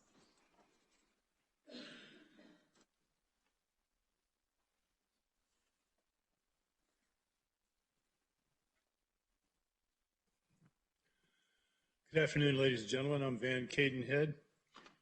I've been a resident in the Keys since 1956, when my parents bought Mandalay Marina right down the street here. And it was a whole different world then.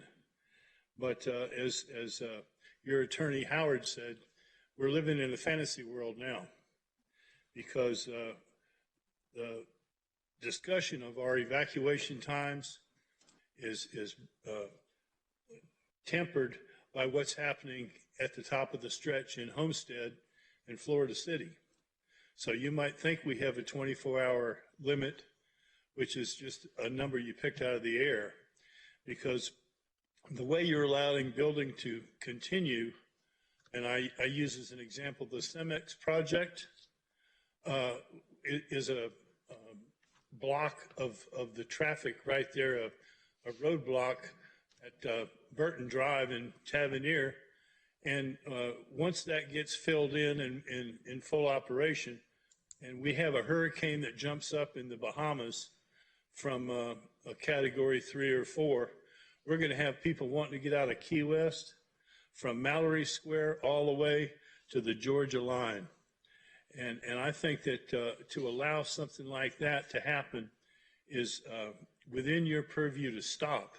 And I do not understand how you could possibly have, in good conscience, passed the CEMEX project with 100 people here in the room to see to it, and 35 people speaking against it, and you still eliminated their comments and their wishes and their insights because they live on the spot where it's going to happen, and still go ahead and okay that kind of a project. That does not... Mr. Cadenhead, please stick to the ROGO workshop. Okay, well, it's a different topic. It's all tied together, Madam Mayor, because the ROGO workshop to assimilate 8,000 new permits is just, that's fantasy world. We don't have a place for 8,000 new permits. And it may cover you as far as administrative relief. I've listened to a lot of different arguments today. I sat on the LPA of Islamorada for over 3 years, and I sat in on the land acquisition board and worked with Ms. Hurley to acquire land. And there's a whole lot of good things being done to take down the number of buildable lots and then decrease the density of Monroe County. But the fact of the business is we've already been overbuilt for years. And you can call it any way you want to call it, but you can tell it in the traffic, you can tell it in the strain of the people, and I'm seeing a red light, so I'm out of here. But please consider that we need your help to restrict growth here and not permit any more unbridled growth like we've seen. Thank you, sir. Thank you very Next much. Speaker. Okay, your next speaker is Dottie Moses, representing Last Stand and Island of Key Largo Federation of Homeowners Associations, and she'll be followed by Andy Tobin. Morning, Mayor, Commissioners. I'm Dottie Moses, and I'm here today to speak on behalf of Last Stand and the Island of Key Largo Federation of Homeowner Associations. Dottie, can you move your mic down just a tiny bit? There you go. Thank you for the opportunity to speak on this important issue. The future of the Keys is at stake. What will we look like 10, 20, 30 years from now? Our comprehensive plan is very clear in its purpose and goal to protect the Florida Keys for future generations. It recognizes and emphasizes our limited carrying capacity, our fragile environment, and our limits of a safe evacuation. The goals and policies support slow, limited growth, and for the most part, we have kept to that agenda. There's now a fear that we may be moving away from our slow, limited growth. We hope that is not the case. We are hopeful you will decide to stay the course and continue to protect our natural and historical resources, as well as protect the investment we have made in our public facilities. We as a state and a community have faced the very real threats of overdevelopment, the loss of our natural environment, and the risk of tragedy as a result of a hurricane. We have worked together diligently through the years, holding numerous community meetings to find reasonable solutions to protect our community. Our work is not done. We still face the same threats now as we always have. The pressure to overdevelop the Keys beyond its carrying capacity is alive and well. There is evidence that we already have exceeded our carrying capacity. Our water pipeline is falling apart. Our roads are flooding with more regularity. Shallow wastewater ejection wells have proven to be polluting nearshore waters, and the level of service on US 1 is failing. So let's not double down and compound an already troubling situation by requesting more unsustainable development. We knew that there would come a day when we would run out of ROGOs. So the voices out there who are advocating to take as many ROGOs as possible are not helping to find a sustainable solution. We need to take as few ROGOs as possible. Nothing has changed to justify increasing the risk of being able to safely evacuate or to justify jeopardizing the protection of our remaining natural and historic resources. Our limited growth has been data-driven and therefore legally upheld.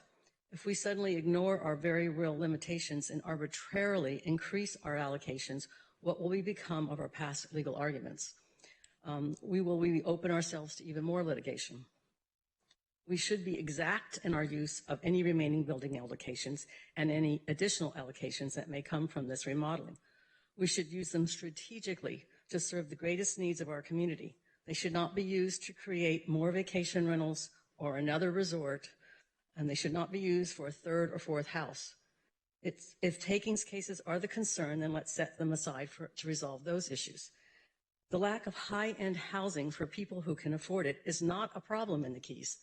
Affordable housing for working families and property rights issues are the priority, and all new development should be limited to addressing those issues. And we should continue our land acquisition program with gusto. Any new ROGO unit should be tied to a work plan with specific yearly tasks, as has been done in the earlier phases of ROGO. Tasks such as completion of the water pipeline replacement, completion of wastewater projects, level of service improvements on US 1, road elevation, stormwater improvements, and other infrastructure improvements, as well as meeting our land acquisition goals. We need to find other ways to encourage affordable housing other than just increasing ROGOs. We should put more legislative effort into getting the Keys exempted from the limitations of regulating vacation rentals and not into increasing hurricane evacuation times. Increasing the evacuation time does not make sense. US 1 capacity has not increased. There is no data to support it. Our very first goal in our comprehensive plan states that Monroe County shall manage future growth to enhance the quality of life, ensure the safety of the county residents and visitors, and protect valuable natural resources. And this should be front and center of every decision we make. We need to think more strategically on how to solve our problems without adding to them. Every ROGO decision must be the perfect decision. We cannot continue to fragment our hardwood hammock, build homes in flood-prone areas, decrease the community's safety by increasing evacuation time, negatively impacting our water quality, increase our traffic, or add more pressure to our infrastructure. So please stay the course and continue our strict and limited growth. And our slow limited rate of growth ordinance has proven to be successful and is held up in courts, so let's continue to support it. I thank you. I just want to make one comment after hearing the discussions. Are we going to deduct the ROGOs that are being the less than fee lots and administrative relief ROGOs and any existing unallocated logos to that 2,200. I mean, those are. Emily, are you prepared to answer that, or do you want Dottie to get with you offline? I think that's a decision at the end, but it's a, that's part of the Something to balance consider. sheet, I guess. Yep. Thank you for putting that on the record. All right, Mr. Tobin. And after Mr. Tobin is... Okay. And after Mr. Tobin is David Helwig. Good afternoon. For the record, Andy Tobin. Since most of the taking cases that Derek mentioned are mine, I think that at the next meeting I should be given equal time, but we can talk about that later. Historically, just to put things in perspective, we challenged the rate of growth ordinance back in 1992 when it was being debated. And one of the things that we found out, because we did a survey, is that most of the people in Key West and south of the 7 Mile Bridge are not going to evacuate. We suggested that maybe the county should be building hurricane shelters in the lower Keys and taking 20,000 people off the road and actually solving the problem. So, but ROGO is here, and we've learned to live with it. My suggestion is that you do increase the rate of growth ordinance cap. I don't think that several thousand more people building houses are the problem. As you know, I have challenged the 7-Eleven at Anthony's, and I also was challenging the CMEX. I think that the real problem in the Keys is now commercial development and redevelopment, and additional houses are not really the ROGO problem. I don't want to deviate from some of the other issues that you're facing, like taking litigation. And I know that the Constitution talks about just compensation, and that's sort of the amount of money is in the eye of the beholders. You've got fiscal responsibilities and raising taxes and those kind of things. Property owners have other expectations. That's not really an issue for today's discussion. More single-family homes, I don't think is going to critically interfere with the evacuation model, because lately, from what I've heard, since you can't even get back into the Keys after a hurricane, I think that there's going to be fewer people that are going to evacuate. The mobile homes are important to get those people out. New construction, I don't think is at risk, but maybe it is. And when we went through the comprehensive plan challenge in '92, one of the issues was, how are we going to resolve, if people do stay and there is a hurricane, how do we service those people? I was here in Andrew. We didn't use air conditioning. We lined up at Key Largo Fisheries for ice.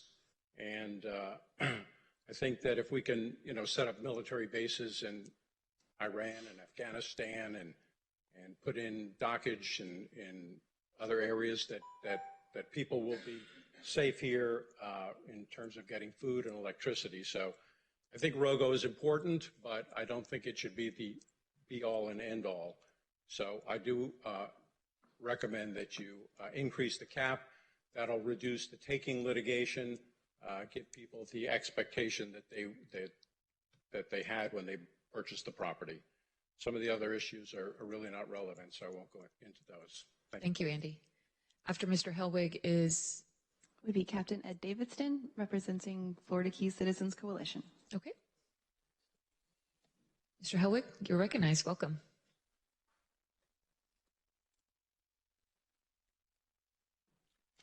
Well, first of all, thank you very much for today's session. It was very informative. It's clearly a tremendously complex and multifaceted subject. I don't envy you struggling with this over the next year. But anyhow, thank you for the session and the process going forward to allow for further communication and involvement. I think that's very important.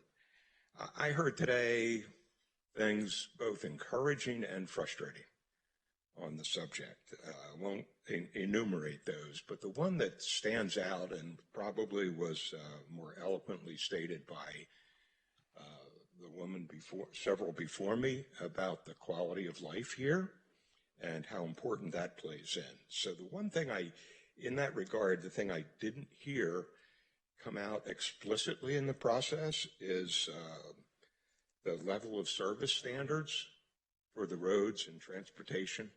And if I'm not mistaken, that flows through both the land development regulations and the comprehensive plans.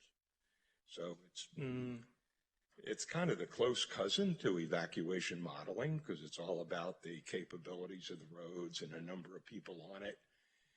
And in reality, the evacuation modeling has some subtleties to it. It relies primarily on census data. I hope to have further dialogue about that. I've got some experience in that regard, being responsible for evacuation modeling and protocols myself in past careers. But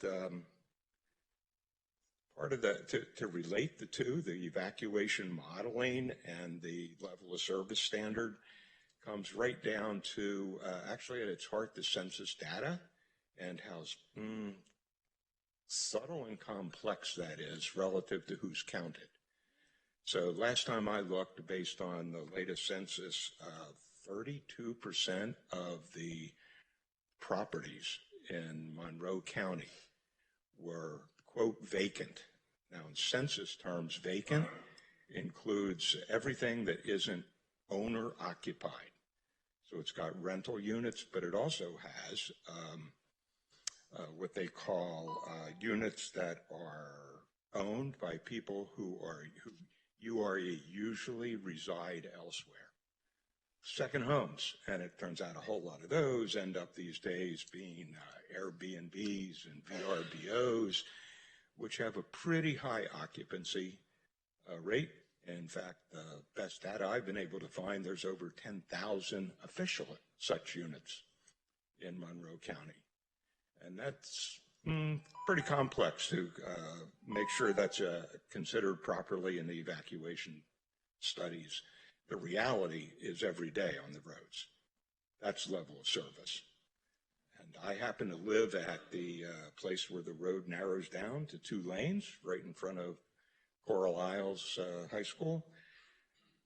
Come out any morning or any afternoon and see what's going on there. Got it. Thank you, Mr. Helwig. Thank you. All right, Captain? After Captain Ed? Online? We'll be going to online. Okie dokie. Welcome, Captain Ed. Speaking on behalf of the Florida Keys Citizens Coalition, as I've been doing for more than 40 years at this council. David was here, I think, then? No? Okay. I was in the Keys, but not here. Okay. Yeah, he's doing some good work in Marathon. I usually get 5 minutes. I appreciate it because I'm going to quote some legal stuff for you. Great legal briefings. My lawyers know your lawyers and have for years. But you need an equally serious briefing from them about all the current case law that my environmental lawyers tell me about that do clearly not require local governments to provide taxpayer-funded expansions of infrastructure to subsidize future development. That your only requirement is to maintain infrastructure that you already have.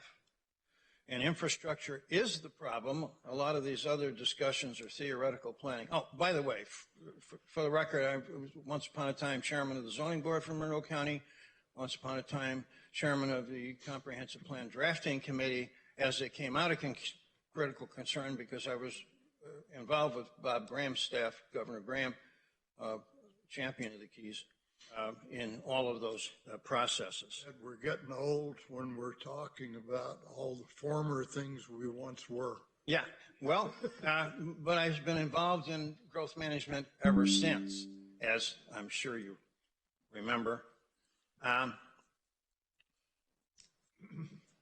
You need that briefing because there's an implication that from development interests that you have to put up with the traffic, you have to.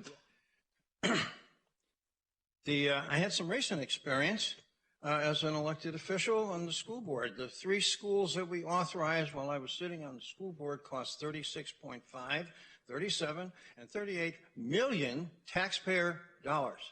And remember, in Monroe County, as you guys know, a lot of the public doesn't, we fund 90% of our own taxes. A lot of northern middle counties get half of their budgets paid for by state taxpayers, not us. We pay our own bills.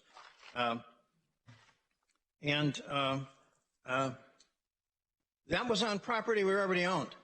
To build a school now, $10, $15 million for a chunk of property, if there was one, which I doubt. All those schools are full, which a lot of people don't know. They're already full. You get another couple hundred kids, what are we going to do with them? There's no feasible solution, and then what do we wind up with? Trailer campuses and a lot of serious stuff. The aqueduct officials have stated repeatedly, publicly, that it's 15 to 20 years to solve the problem.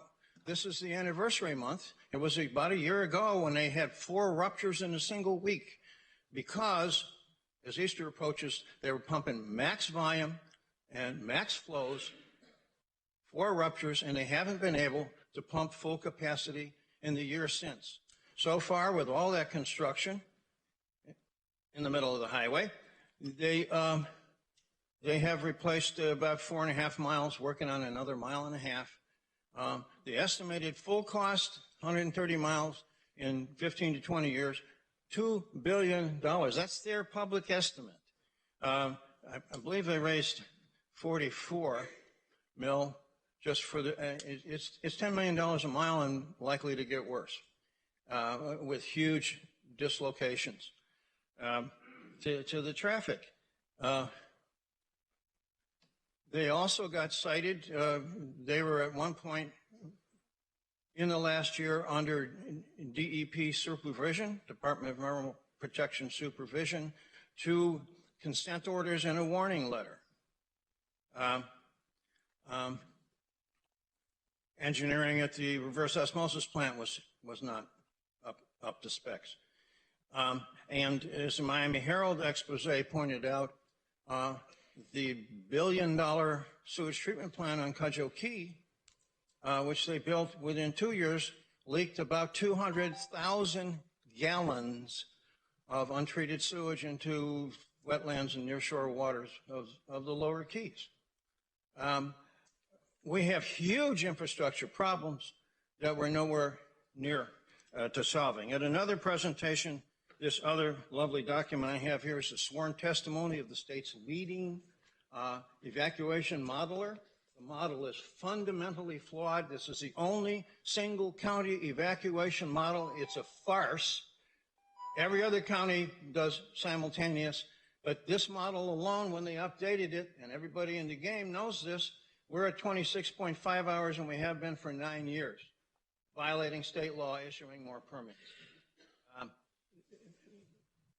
That's a real mess, and the evacuation model doesn't measure anywhere near reality. Thank you, Captain Ed. All right, Madam Clerk, how many speakers do we have online?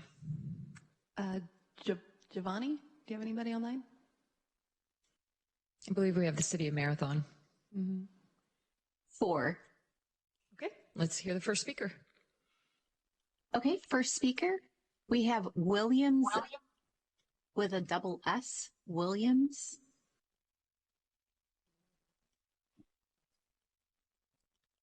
Good afternoon. Oh, is that Steve?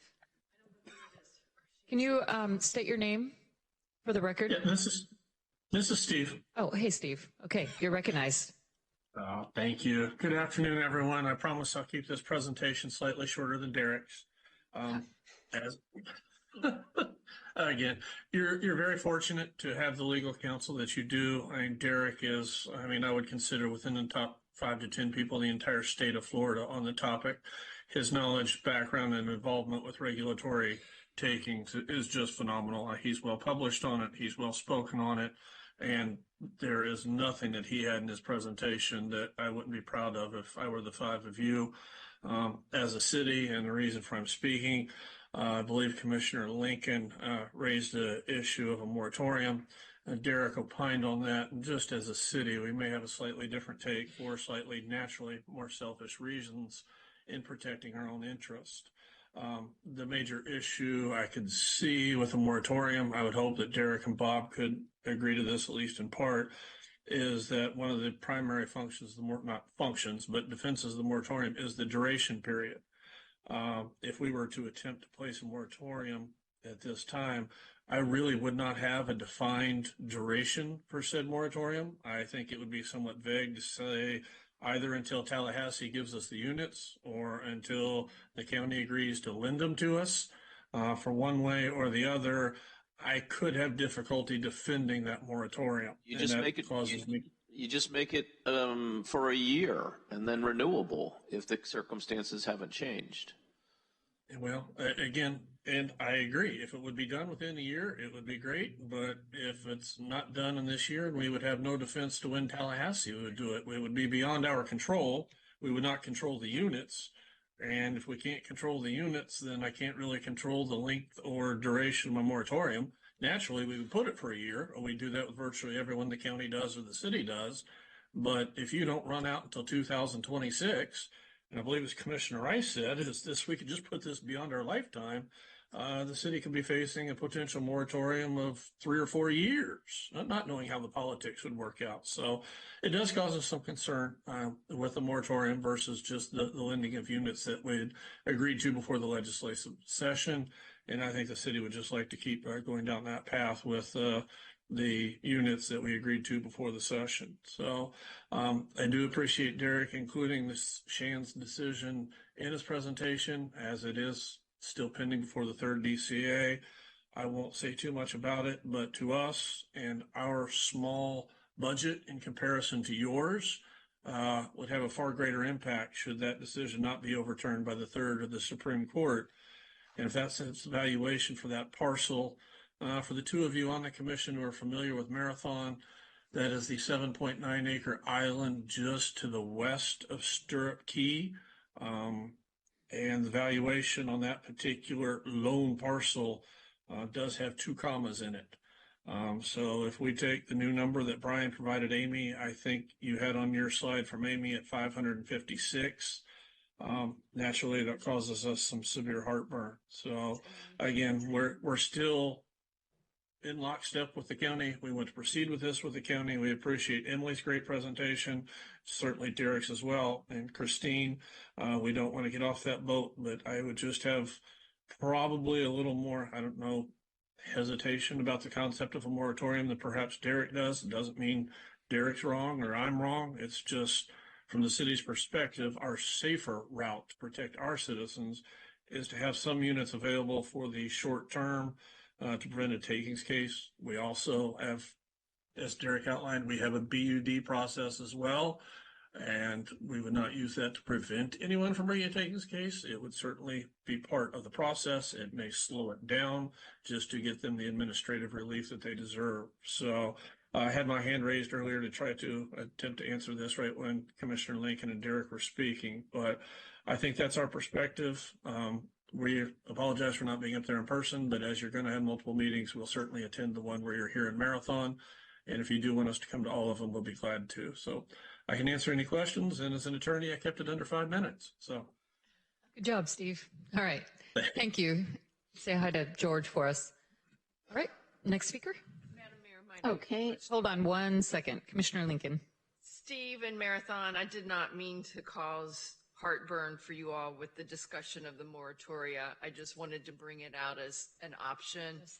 But to your point, we did kind of say, yes, we would lend you units, and with good faith, that's why you all backed off when we were in Tallahassee. So if that's the direction they still want to go in, I'm still backing you all in that. Thank you. Thank you for that clarification. All right, Giovanni, next speaker. Next speaker we have is Patricia McGrath.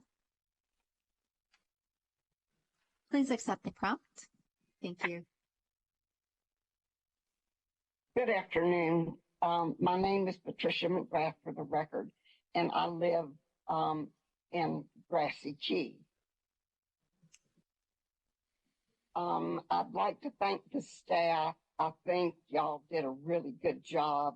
And I'd like to thank you commissioners. You don't have an easy job or position where you are. We need help. The citizens of the Florida Keys need help. We need relief. I don't think you understand what it's like to live in a place where you never know from one minute to the next if you're going to be able to even get to the hospital if you need to. Everyone since the 70s, when the area of critical concern came in, and the 90s, every governmental entity or council, commission, agency, you have all been complicit in allowing the extreme overdevelopment that's happened here in our area of critical concern. You've been unable to manage traffic, water quality, vacation rentals, and particularly the tourist development camps. So instead of just a moratorium, is it possible that we could declare a state of emergency in the Florida Keys? Because we're in trouble here. And a moratorium is not going to help it.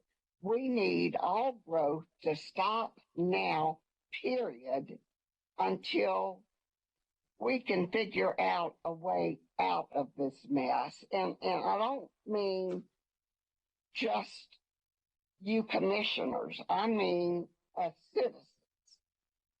I mean, does it matter at all what the residents want?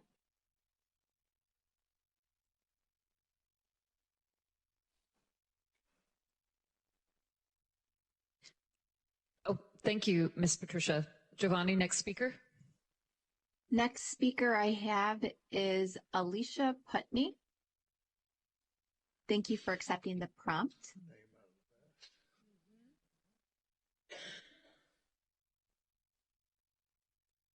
Please press *6 to unmute your microphone. Alicia or Alicia.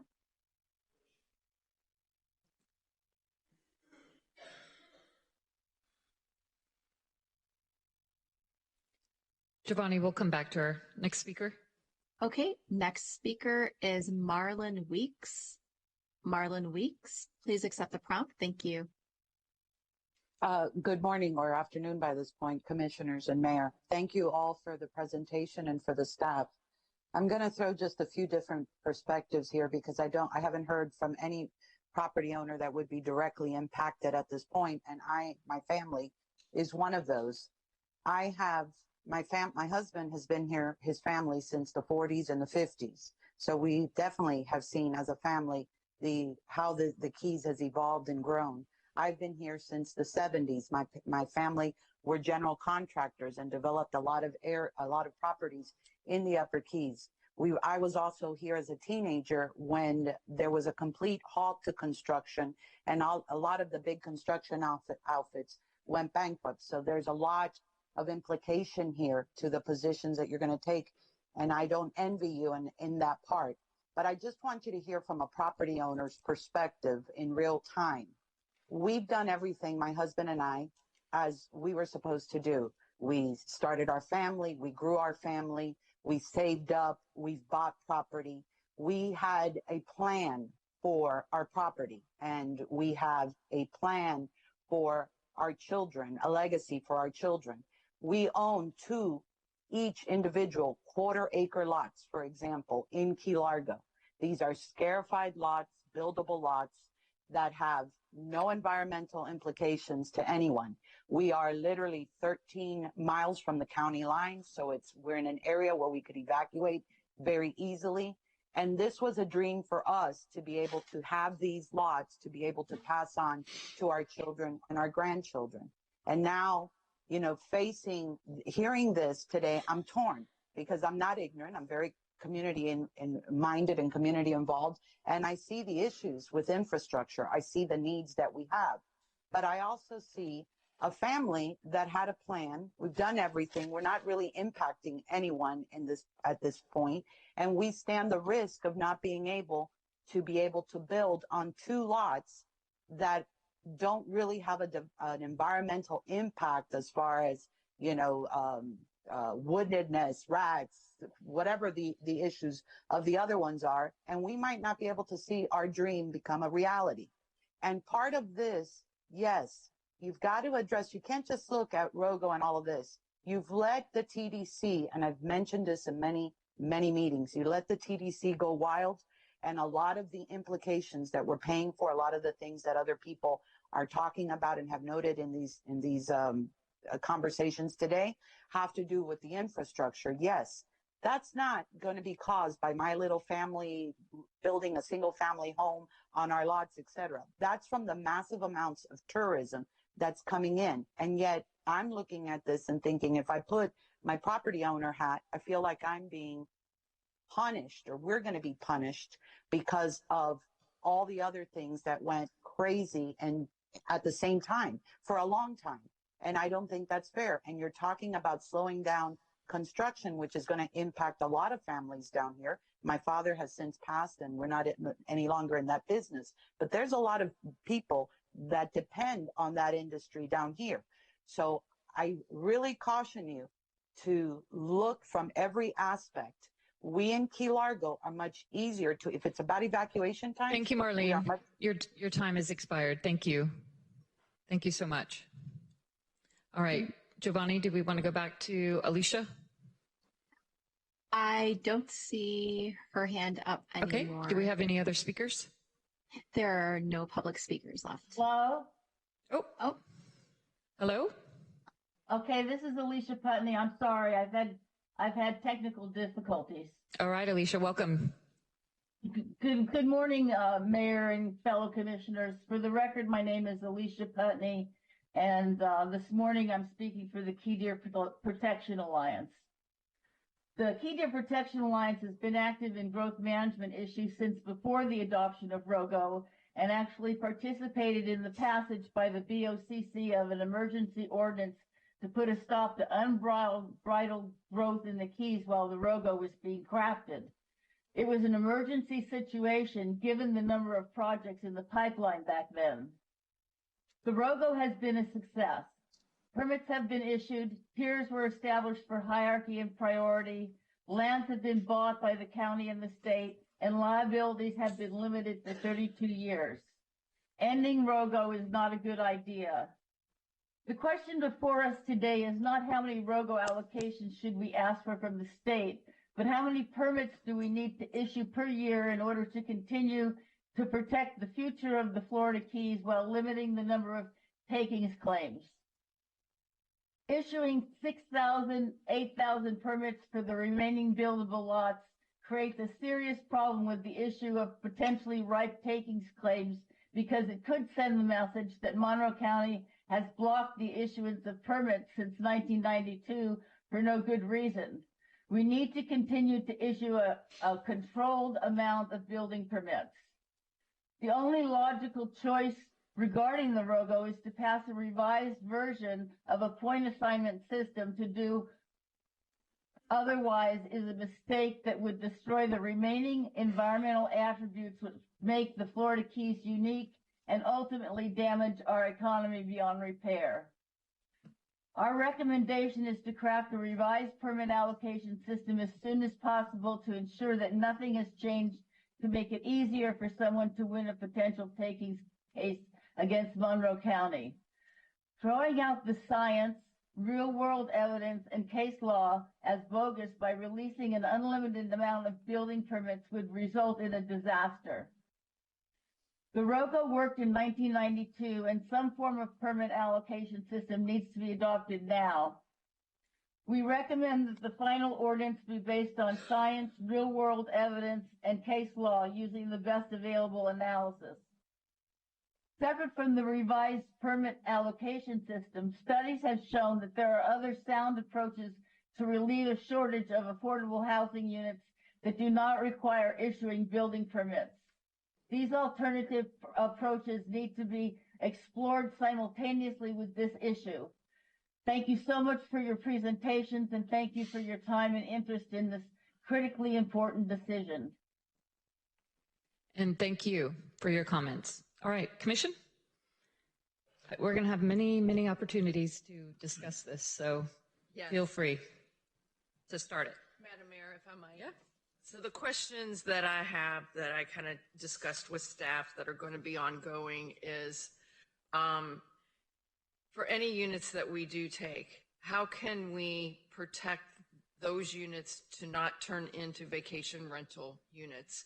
And I hope we can use our power and however it is, whatever the number is that we ask for when we sit with the legislative body, to somehow be able to preempt these or open up our vacation rental law and protect our existing stock and any new stock we would get.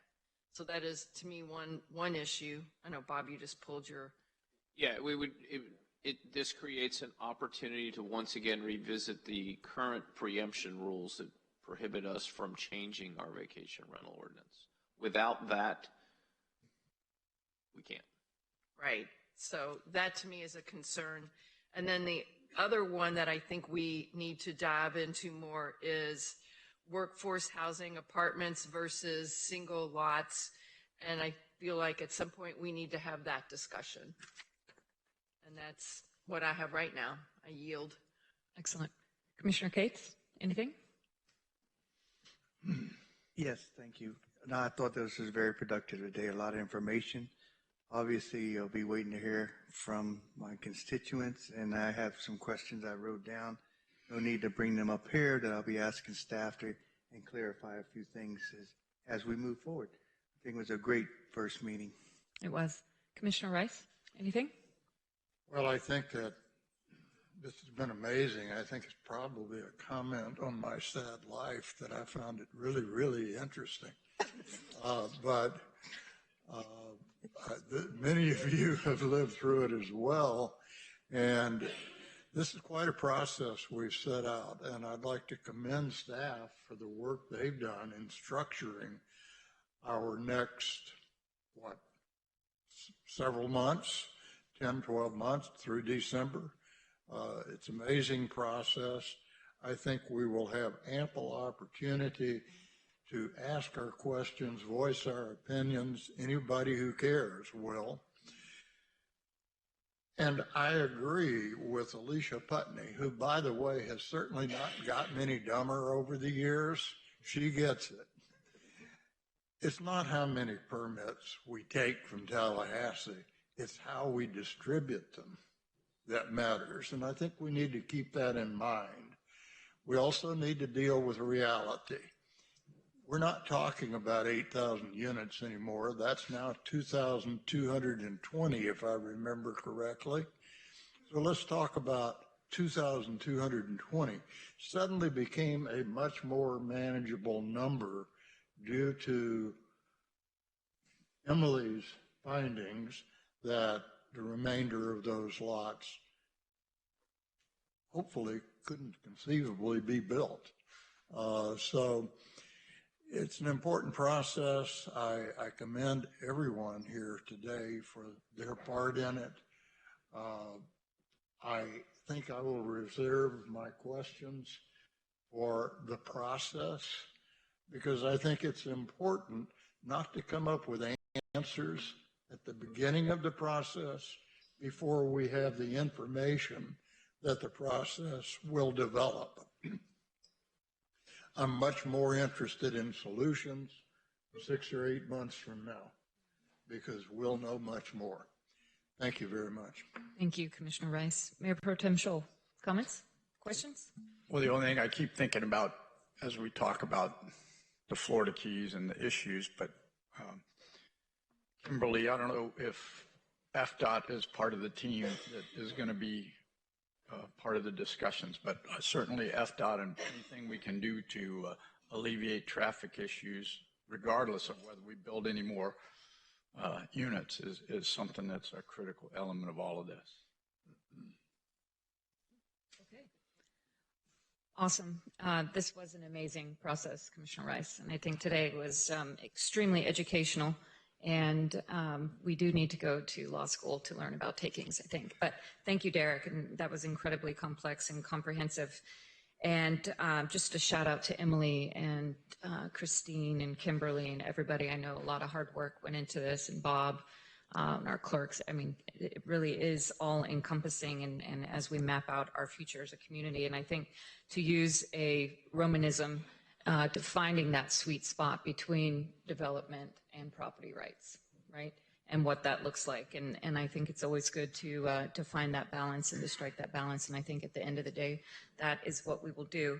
I know we will not make arbitrary decisions. We will, in fact, be very strategic. We have our strategic planner going out into the field for us. I think we're going to take a slow and measured approach. We're going to be extremely targeted. And we are going to have to consider infrastructure, traffic, our natural resources, our quality of life. All of those things are going to be taken into consideration. With that said, just a couple housekeeping items. Lindsay's not here. Lindsay, are you back there? Or maybe Kevin, could you ask her to compile Emily's presentation, Derek's, and Kimberly's all in one email to be sent to us, so that as folks ask us questions, we can have that information right at our fingertips and be able to share that. That would be extremely helpful. And I say that all to say, because Mary Claire Futch of the Department of Commerce checked in with me last Friday just to see how we were doing. And I was happy and she was very satisfied to hear that we had a plan. I kind of walked through Emily's timeline. I let her know that our planning director was going to have numbers. We were going to have a primer, to use Mr. Wilson's word, on takings, and that we are moving forward collectively as a commission, as a community. So she would like to see those documents. I'm going to share them with her, and we will continue to keep the state updated, because at the end of the day, they are our partner in this. So with that, we're going to take a half-an-hour break. We'll come back for our regular meeting at 1:30. And do I need to adjourn? More. There we go. I will entertain a motion to adjourn. Move to adjourn. All right. Second? Okay. Commissioner Lincoln motions to adjourn our special workshop on ROGO, and Mayor Pro Tem seconds. Motion carries.